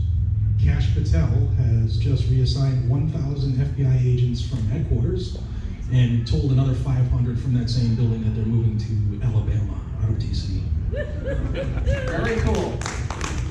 Did he mention something about taking the FBI building or Department of Justice building and turning it into a museum? Yeah, it should be a nice one. Should be a nice museum. Free admission. Unless you're a January 6th or I guess now or something like that. They'll have some kind of rant and raving about it. Is there anything else you guys want to add? Real quick, Eric has a crazy schedule, Eric. And when I invited him out to this event, he's like, I don't know if I'm going to make it. You're in Alabama the weekend before or the weekend after? Then you're back in Florida next weekend? Arizona. So he says, I don't know if I can make it. And 11:30 at night, I get a text message, I'll be there. My wife gave me permission, I will be there. She's a pass. So you still have you still have a pretty big family. Yeah, I mean, we have 10 kids living, 3 are still in the home, and so, anyway, yeah. 14 grandkids, yeah, booming. Do you have great grandkids? Not yet. They're coming. They will. Right. So is there anything you can add in closing, Eric, on GOA, the importance, because again, we want to try to get through, we want everyone here to leave as gun owners, or part of the gun community, leave here as Second Amendment advocates, the importance of being an advocate for yourself. Mm-hmm. Yeah, it's just, you know, we can't be I'm starting to sound like RFK. I'm losing my voice. We can't be spectators in this. There's a lot of good stuff that's happening, especially at the national level. But you know, we've got to be part of that. And I was talking about it earlier. There's a lot of good things that we could do in terms of getting good legislation into things like spending bills and stuff like that. Obviously, the Democrats are going to oppose putting concealed carry reciprocity in it, but then there's Republicans that don't like that process. There's others that are all in favor of it, but that's where it's really important for the grassroots way to be communicating with them. So it's just so important to, to keep watching the influencers, stay informed. Please be getting on our email alert list or following us on X. The email alerts is gunowners.org/subscribe. And, we keep you up to date with what's going on when there's action that needs to be taken. And right now, the biggest thing is what's going on with the executive orders, because right now they're plotting, there's good things coming, but we think there's probably some things that they're not considering. So our members are giving them ideas like machine gun amnesties and, other good little trinkets. So, these is all reasons why to be a part of that, gunowners.org subscribe. And then, finally, if you're not a member or you've let it lapse, please renew. We need you with us, standing with us on the front lines. And I'm just so grateful. Thank you, Kevin, for having GOA here. Thank you for what you do and what you're going to be doing, all the stuff that's going on here in Florida. I know, there's a lot of things you want to get done, but guys, you have a much better state than where you came from and where you are. So, be thankful. Yeah. I like to give everybody a task because I think we're all key members of this team. On the executive order, time is ticking. The 30th day of that executive order is March 9th, which is a Sunday, which I still don't know if she's gonna have to pass it in on Friday and not be later if it's like college where Monday works. But they need to hear from us on things that we want removed from the ATF of what they've done in the last 4 years and effects that they've had in lawsuits that are still outstanding. So use those numbers, specifically the White House. Use that White House phone number I gave you earlier and make your voices heard so that we're not, 35 days from now saying, well, I wish they would have done this. This is our opportunity right now to be heard with an administration that loves social media. So hit them up and hit them up a lot and tell them what you want the ATF to actually be rather than what the left wants them to be. So Dan, I want them to be gone and abolished, by the way. I agree. So Dan, real quick on your closing thing, what can you tell us about a certain Second Amendment event that just started last year called Goals? Called Goals? It's pretty cool. It's in Knoxville, Tennessee, and I'm telling you, this thing, I couldn't believe GOA did such a fantastic job with all the speakers and the show. The lower floor with all the exhibits was incredible. You gotta go. This is like, I don't want to compare it to SHOT Show because it's not quite as big as SHOT Show, but it's It's a SHOT Show for the everyman. Right, exactly. Do you guys have the date? Do you know what the date is? What is the date? First weekend. August 9th and 10th. Really, if you can get over there to Knoxville, Tennessee, you want to be at this event. It's, we'll all be there, and second weekend of August 9th and 10th. Okay, yeah. Look it up and go to the GOA page. You don't want to miss this one. I was really impressed the very first year. Second year is going to be even better. And I think it's free for GOA members. You want to hear? Yes, free for GOA members. That's correct. Very cool. So that's another encouragement to sign up. Get in free. Get it free. All right, guys. Thank you very, very much. Thank you. Dan, thank you. Thank you, Kevin.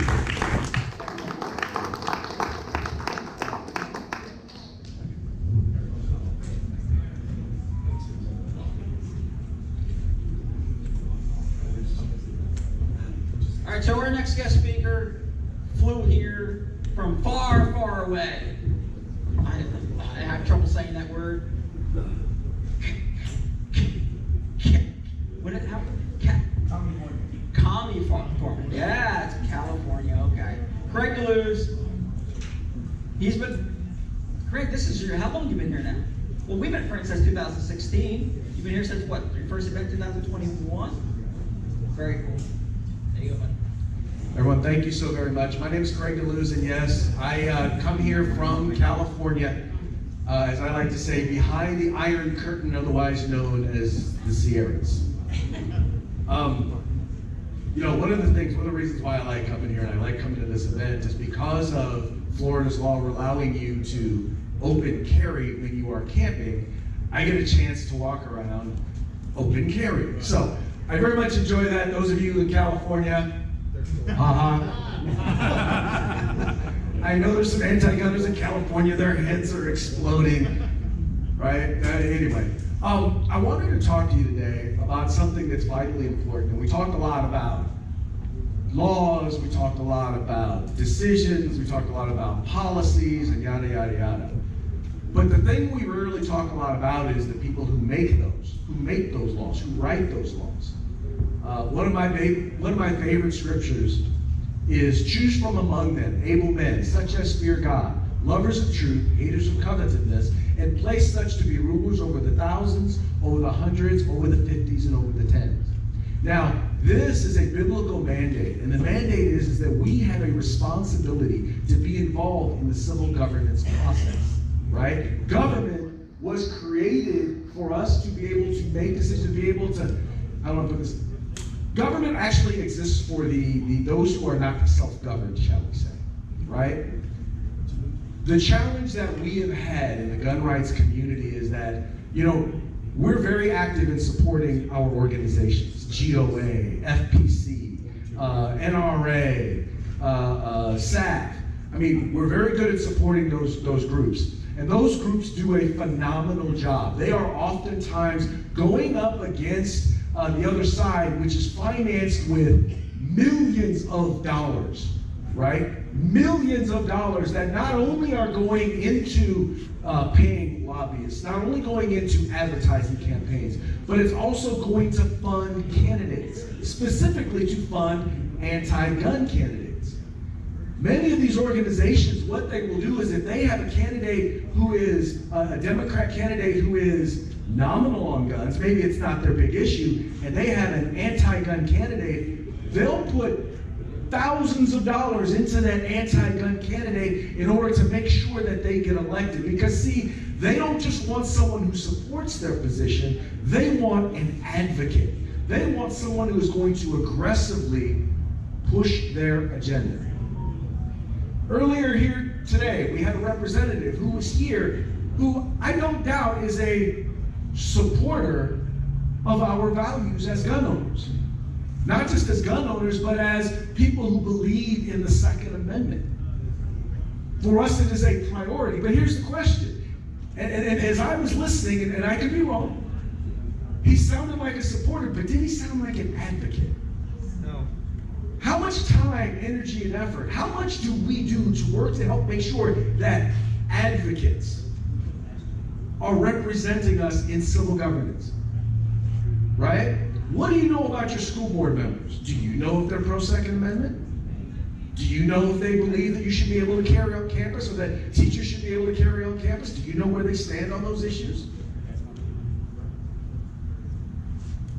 We have to be more engaged in that civil governance process. It's funny, they have absolutely no problem with women as an interest group getting involved and engaged in supporting candidates. They have no problem, the LGBTQ community has absolutely no problem getting active and engaged. The anti-gun community has no problem being there and supporting advocates. But here's the thing, if we want people who are going to be advocates, one, we need to be raising them up amongst ourselves.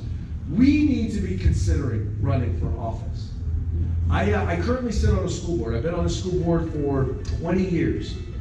I will tell you the funny part is that the only time people show up to a school board meeting is when you are honoring their child or you've really messed up. That's when they show up. Most people are not active or involved or engaged. Do you know who gives money to school board candidates? Teachers unions. Teachers unions. See, they have no problem getting behind and identifying candidates that are going to do what it is that they want. See, we elect people and we vote for people, and then we go to them and we know they may be supporters. A lot of times we think that, well, just because they have an R after their name, that they're pro-Second Amendment. The worst part is they think that because they have an R after their name, that they are pro-Second Amendment. When the reality is that they may be supporters of the Second, and they may see it as a right, but it's not, in their eyes, it's not a right. One of the challenges I've seen, and I would just tell you, I have been involved in Republican politics for 30 years. I like to say I am a card-carrying member of the vast right-wing conspiracy. Those of you who date back that far. But what I have found is that oftentimes in the Republican community, there are those who are liberty-minded Republicans, and then there are those who are law and order Republicans. When I say law and order, it means that if a sheriff or if a police chief or if a police department comes to them and says, well, you know, we need to, they don't refer it this way, but if we need to slightly infringe on this right in order to keep people safe, they'll believe them. Don't believe me? Florida is probably one of the best examples of that. Here it is a place that was known as the gunshine state, right? It is known for the swing that it's taken in terms of the number of Republicans and the amount of control that Republicans have here in the state of Florida. Yet, you have an open carry ban. 18 to 20-year-olds are not able to purchase firearms. You have red flag laws. Why is that? That's because we need to be doing more to make sure that we are electing people who are not just supporters, who don't just claim to be supporters, but people who demonstrated that they are advocates of ours. I'll tell you, I ran for Congress last session. And the interesting thing was I went and I filled out the GOA questionnaire. And the funny part was, of all of the races in Congress, or everybody who submitted the questionnaire to GOA, so you're talking over 400 races, because 430 some odd races, because everybody's running. Think about this. There were a grand total, in order to get an A+ on GOA's thing, you had to not just be a supporter, not just be right on the issues, not just have the right positions, but you all, and voted right if you were in elective office, but you also had to be an advocate. Do you know in the entire nation there were only 5 people, 5, running for Congress that qualified for an A+ rating, running for Congress that qualified for an A+ rating with GOA. Only 5. That means we had 5 advocates. 4 of them were in the state of Texas. 1 was from California. Anybody have an idea who that might be? See, I became an advocate for the Second Amendment not because I got into guns, well, kind of because I got into guns. When I decided to purchase my first firearm, I was 40 years old, and I wanted to be a responsible gun owner. So I went and I studied all the laws, and I realized just how many of my rights were being violated in the state of California. So I got active and engaged. When I left the legislature, I went to work for the Firearms Policy Coalition in 2013. It was an organization that didn't exist before that year. Then we had this thing called Gunpocalypse, where they introduced over 50 anti-gun bills in one session. Now, Firearms Policy Coalition is one of the largest Second Amendment civil rights advocacy groups in the country. I'm sharing that with you to tell you this. If we want organizations like that to be successful, if we want them to be able to go to Congress, if we want them to be able to go to their state legislatures, we want them to be able to go to cities, counties, school districts, and to be able to pass the policies and the laws that will protect our rights, then we need to make sure that the people that are sitting across from them, the people that are making those decisions, are in fact advocates, people who are our people who believe what it is that we believe. Now, what does that mean? That means this. If you haven't given money to someone who's running for Congress who is an advocate, you need to start doing it. You need to find out who those folks are. You need to be supporting them. Because it is a whole lot easier to have a pro-Second Amendment advocate pass a pro-Second Amendment law than it is to get an anti-gun, anti-Second Amendment advocate to pass the exact same things. Folks, you will make GOA's job so much easier. You will make NRA's job so much easier. You will make FBC's job so much easier. But I want to tell you, it's important that we are active and engaged in supporting candidates at all levels, at every single level. Once again, It's much, much, much more important that we are electing pro-gun people as opposed, pro-gun advocates as opposed to just supporters. Thank you. Thank you.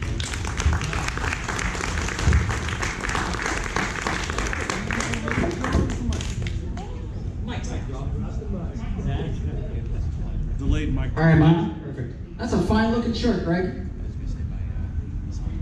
All right, guys, we're gonna do the giveaways right now, and then we're gonna have Stephen Shives come up and do the ending prayer. We're gonna try to get through these since we are behind, and I hate being behind. Real quick, so who's got raffle tickets with them? Yeah. Perfect. Take mine. All right, our first 5 giveaways. Where did Sarah go? She's around here somewhere. Our first 5 giveaways are going to be for an Armed and Educated book from the Firearm Firm. Hold on, let me open this thing.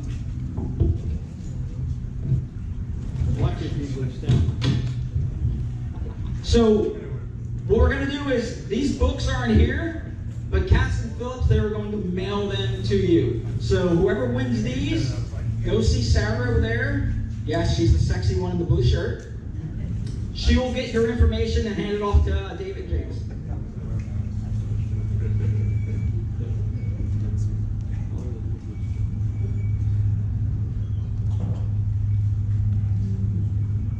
All right, we got 5 tickets here.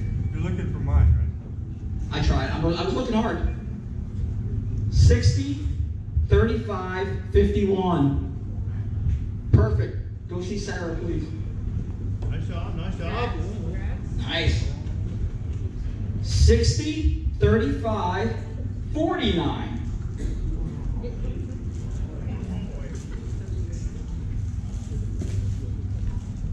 Anyone? Anyone? Anyone? Going once? Going twice? Gone. 60, 35, 06.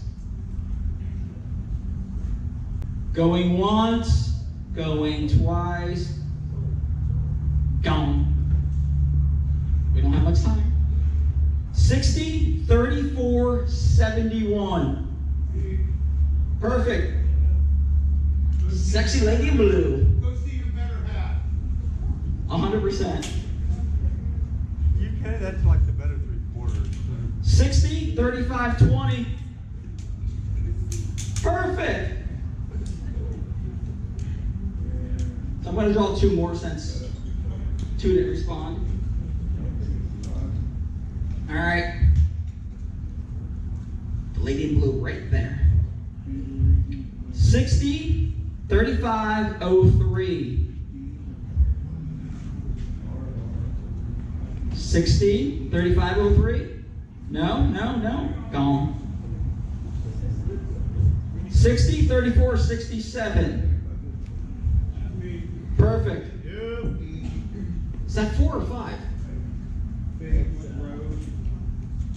4. Try one more. It's not this one. We're moving on. 60, 35, 09. You got one? Moving. Sexy lady in blue.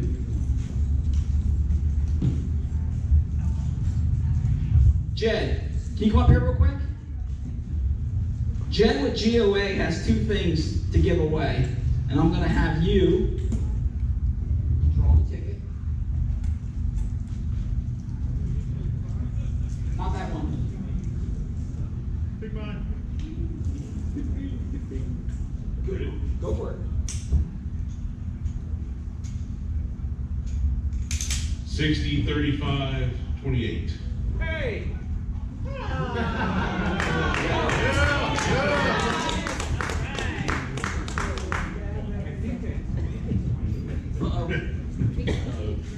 The judges for verification.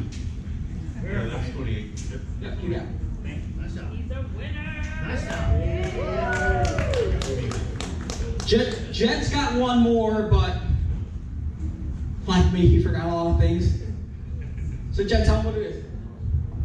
All right, we're giving what, so me and my wife also own Whitetail Hollow Farms up in Havana, Florida. It's a 45-acre permaculture farm, totally organic. This last year, we built a nice Airbnb cabin on it.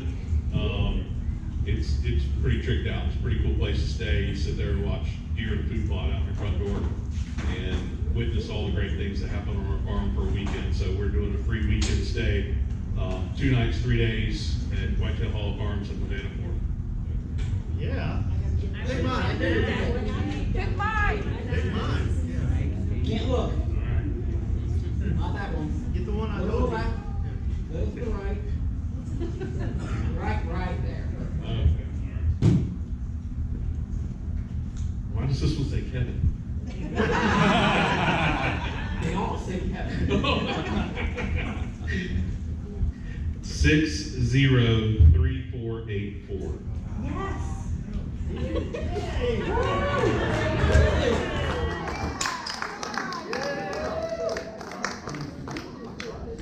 Wait, we need to confirm, because, you know, Sue's confirmed.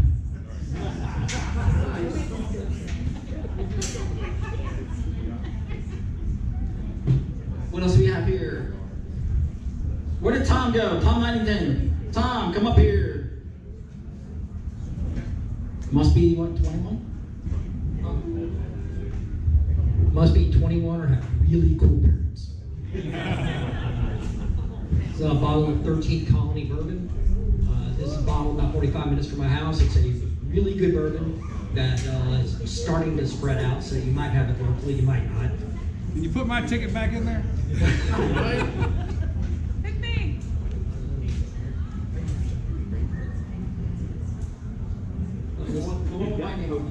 Yeah, I want that. 603523. I'll trade you. Going twice. Going twice. Don't. Next line. That looks so beautiful. Hit one out there. 603526.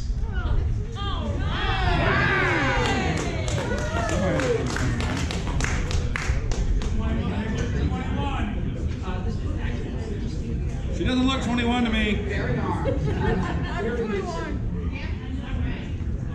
All right, get out of here. Thanks, Tom. Appreciate it. So, who fishes here? Who enjoys fishing? Beautiful. Local company here, bait company here they're in St. Augustine, Fish Bites. They've been around since 1999.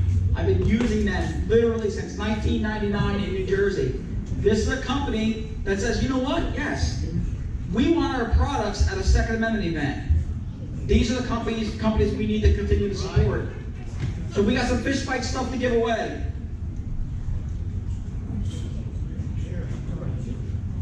$60-34.70. We got.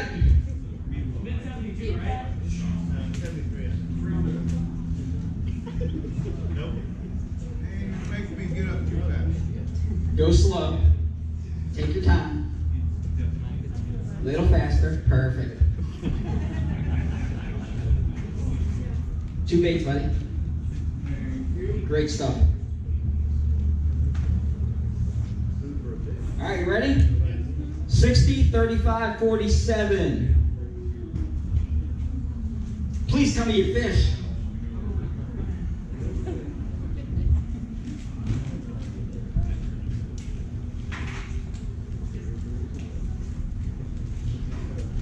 Guys, feel free to go on their Facebook thing and thank them for supporting this event. Right. There you go, buddy. Oh, yeah. 60-35-58.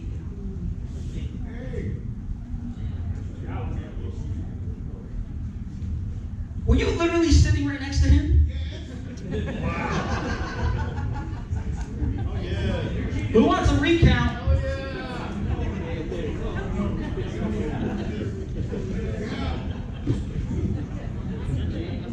He's lying. Thank you, man. Appreciate it. All right, guys, we have a hat and shirt from Fish Bites. So I'm going to do this as one giveaway. And this is an actual fishing shirt I believe it's long sleeves. It might even be a hoodie. Extra large. All right, you guys ready? 60, 34, 97. 60, 34, 97. We got one? Susan got it?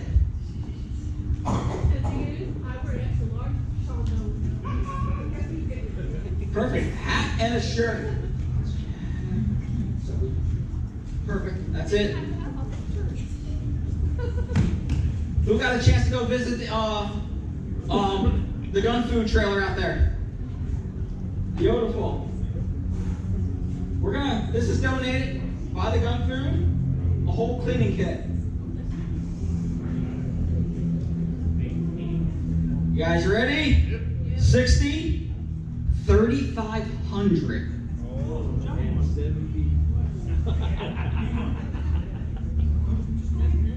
Did John get it?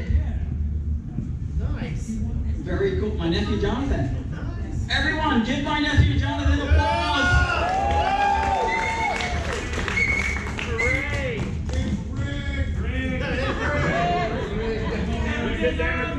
Rig. Do you remember?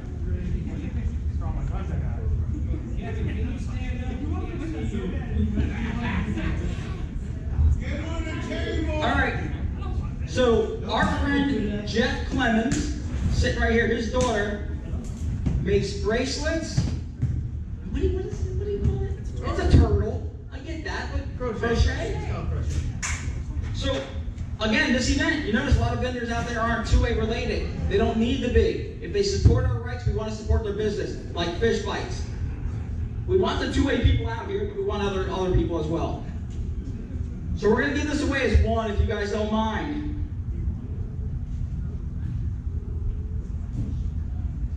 Let's see. I'm going to put this thing down. 60, 34, 86. Bill out. Yes! I don't even have to check her ticket. She's more honest than you can believe. Perfect. But he will. Come on. I'm glad you didn't win the bourbon because you got to be 21. All right. So we have, we got some ammunition here. I believe this is from Dennis. Florida Carry. Laser ammunition, 50 rounds, 9mm.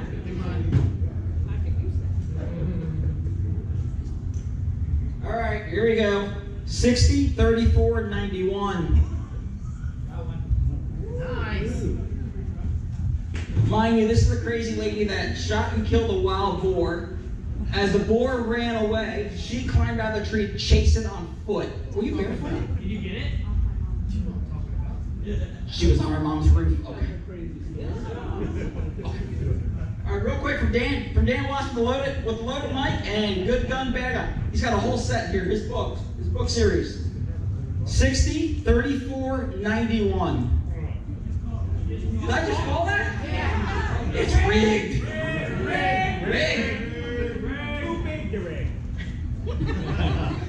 60, 34, 87. Oh, that's neat. Definitely rigged. 100%. Double winner. In a row? Come on. 2 in a row. You could at least give one or two. I see that. All right, so what do we have here? More rounds from Florida Carry. 9mm liver, 124 grand. Ooh, 124 grand. Something for me. Okay, so next thing is going to be. So let's go. That's 50 rounds in that little box. That's 50. Wait, how many rounds are in this box, Dad? 50. Okay. I think 50 of them. These are the super small 9mm, otherwise known as 380. All right. Wait, is that the same number I just put? No, I threw the number. All right, 60, 35, 36.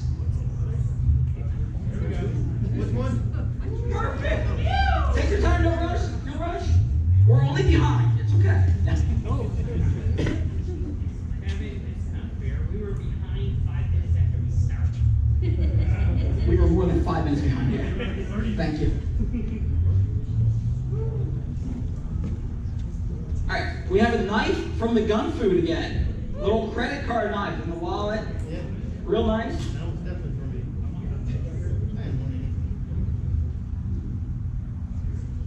60, 34, 91.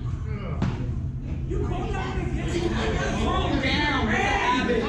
Rig. I'm going to put it down, somebody. How many of them 91s do you have figured out? 7 more. 60, 35, 45. Credit card knife. One more time. 60, 35, 45. Do it again. Throw it away. She gone. We got one? Oh, wow. Nice job. You threw it way over there. Good job. Good job. Little credit card knife. I think you guys are okay with a knife, right? Oh, yeah. They're competitive shooters. I think they'll be okay with a knife. What else do we? Sticky holsters. Oh, yeah. Is Mike over here at all? Sticky, Mike? He's running. He's coming.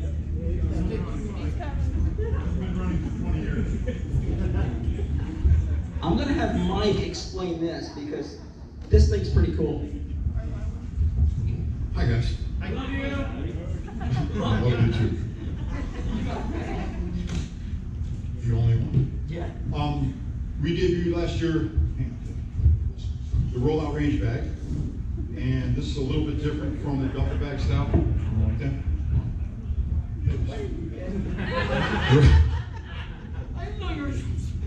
Just trying to do that. Range bag instead of duffel bag. We went with the rollout, so very similar to like a rollout jewelry bag, tool bag, things like that. We did the same concept. 3 different sizes that come with it. So you can preload this before you go to the range. It has a range, downrange indicator, little arrow on here. That way you can, so when you get to the range, just roll out the bag. Everything's pointed down range, put everything away, go home. Go back in and out. Makes it a little bit safer, makes it a little bit more convenient. We also have a lot of folks that are using this as a go bag, not even necessarily as a range bag, a bigger IFAK kit for first aid, whatever it is you want to do with it. Comes in handy, so we're going to give this one away. Very nice. Draw it, give it to me. Draw it and give it to him. Come on. You hear that, Kevin? I think so. All right. All right. I'll have you draw. From the magic box. For the magic box. Magic box.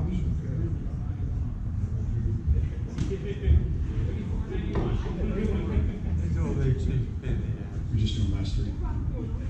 603481. 3481, last 4. 3481. Ding, ding, ding, ding, ding. Oh, she just changed it. One more time. One more time. 603481. 3481. Quick. Gone. Big line this time. 603494. No, you went further away. All right. And she won't even get stuck in traffic on the way up. It's rigged. It's rigged. It's definitely rigged. Nice. Sounds like a fix. What do you got? Then we're gonna do about 6 holsters if you guys want some holsters. So what we'll do is I'll call it. If you got the number, then just meet me at the sticky tent there, so I can get the proper size that you guys need. We can accommodate lights, lasers, optics as well. So we just need to know what toys you might have on your rig there. 603565 3565. Anyone? Anyone? One more time. 3565. 3565, correct. Going. She gone.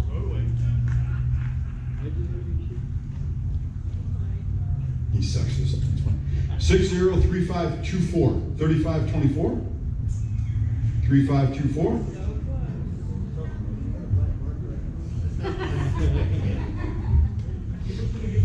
Trying to give away stuff. 603521. 21. 3521. Ding, ding, ding, ding. Okay, I got that. I'll meet you at the 10. Oh, no, hold that one to the side so you'll know which one. Yeah. 3553. 3553. God, see. Yeah, I'll meet you at the tent. Jeff, your drink. Uh-oh. Left. Man down. Right. Put a man down. 603557. 57.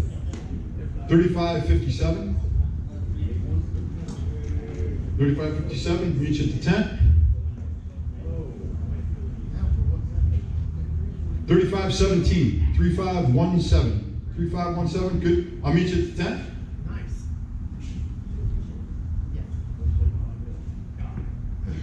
603472. 3472. What about 357? Yeah. 2 calls, yeah. 603519. 3519. 3519. Going once, going twice. She gone. 3508. 3508. Gotta be somebody. Nope. Do it again. 3479. 3479. No, really? This is a tough crowd. This is a tough crowd, Kev. Trying to give stuff away. Shake the box. 3560. 3560. I think they were talking about the other box. You shake. I mean, I'm a crowd pleaser. You can tell. 3560. Nope, they left. All right, last one. 3493. 3493. Ding, ding, ding, ding. All right. What do you have on him? And if there's anybody else, we have a DVD we did years ago. Anybody else have any contraption that still plays a DVD? I got some free DVDs to pass out. It's a women's, or actually, it's a self-defense training program. So if anybody's interested, stop by. Those are free. Thank you. Is Shirley here? I think Shirley wants to do something. Where's she at? Yeah, if you can real quick. Meet you guys at the tent. Thank you, man. Body armor, people. Body armor.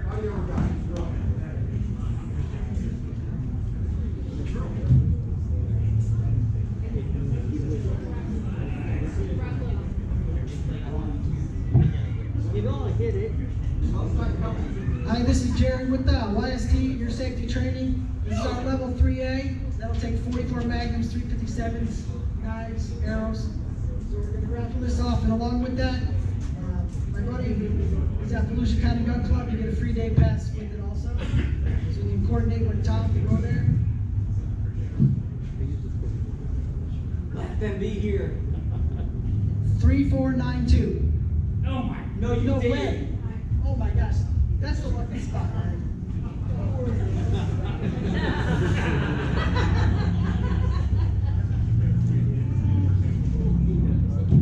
Thank you, brother. Appreciate it.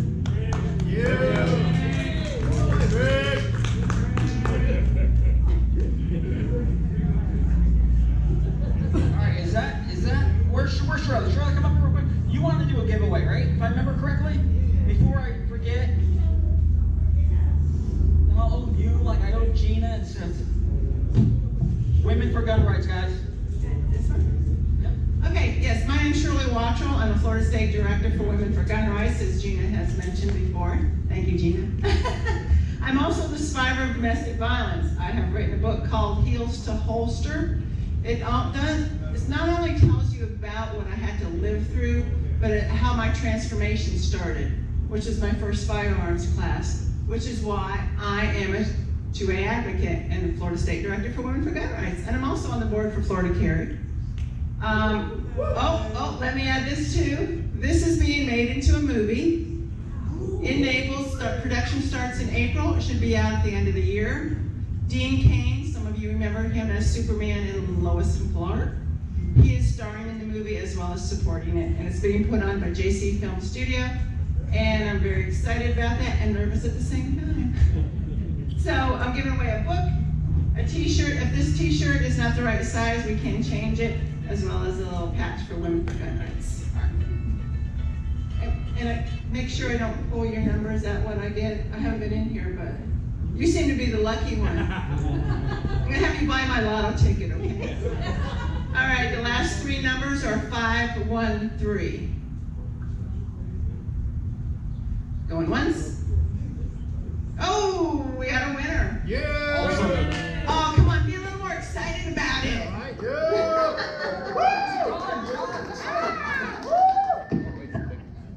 This is an autograph copy. It is autographed. I think he needs the next for large.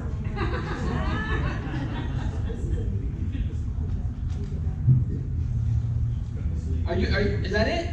All three? All three, same thing? Yeah. Okay, perfect. Nice. On to the next one. I think we have, so I have two, you guys love fishing, right? Yep. All right, I have two personalized fishing charters from two friends of mine that are offering it down in Port Charlotte. One is with Scotty Rowe Charters, Captain Scotty Rowe Charters, and one is Southern Charm with my buddy Steven there. So I want to do those. Unfortunately, I forgot to print this stuff out. So again, you're gonna go see Sarah, she'll get your information, and we will email you those certificates. And they're good for a year. One trip. One trip. 3531. 3531. What's my ticket? 3531. Gone. 3548. Fishing trip. Yes. Nice job. So this is the Sarah. Real quick, this is the one for Captain Phillips.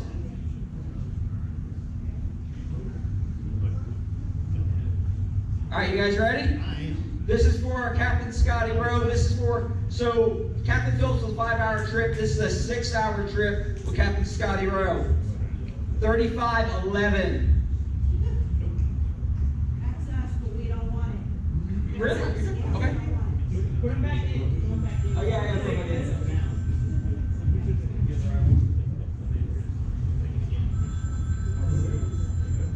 All right, 546. So 60, 35, 46. That's it? Yes. Nice. See the lovely lady in blue.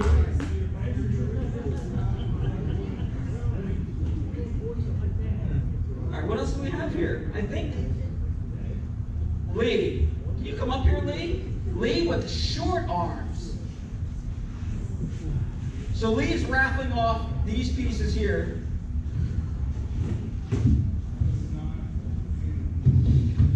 So you have your own raffle tickets, right? Yep, here. And the winner does not have to be here.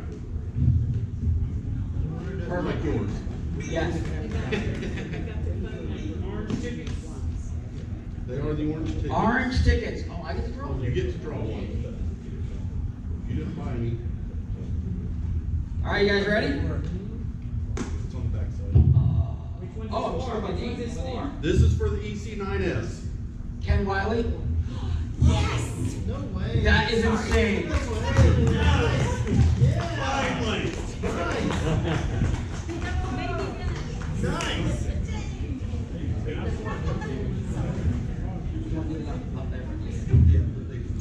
Nice. We have another one, or we're back? 2 more guns. 22 long rifle. Winchester Wildcat. It takes the Ruger 1022 mags. All right, guys, you ready?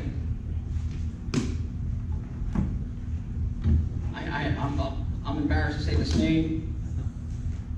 Jeff Clemens. Really? Jeff Clemens. Wait. Jeff Clemens. No way. Look, this is one of the most honest guys I know. What's it say, Stephen? No way. Says Jeff Clemens.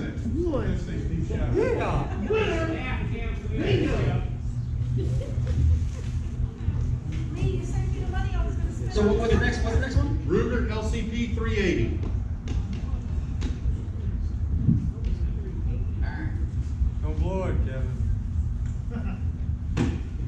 All right, guys, ready? Okay, what the number again? Douglas? Is it Douglas? Douglas. Douglas? Yeah. Douglas? Yeah!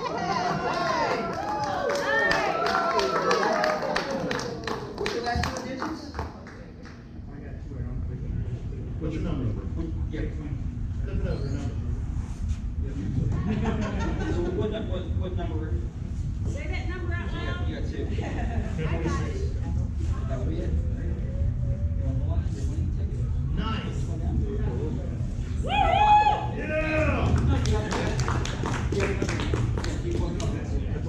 Okay, we're done. Oh, that's it. That's all you brought? That's horrible, Lee. Lee, thank you, buddy. Appreciate it. Thank you for the support. I think that's it for the giveaways, right? That's it for the giveaways. So.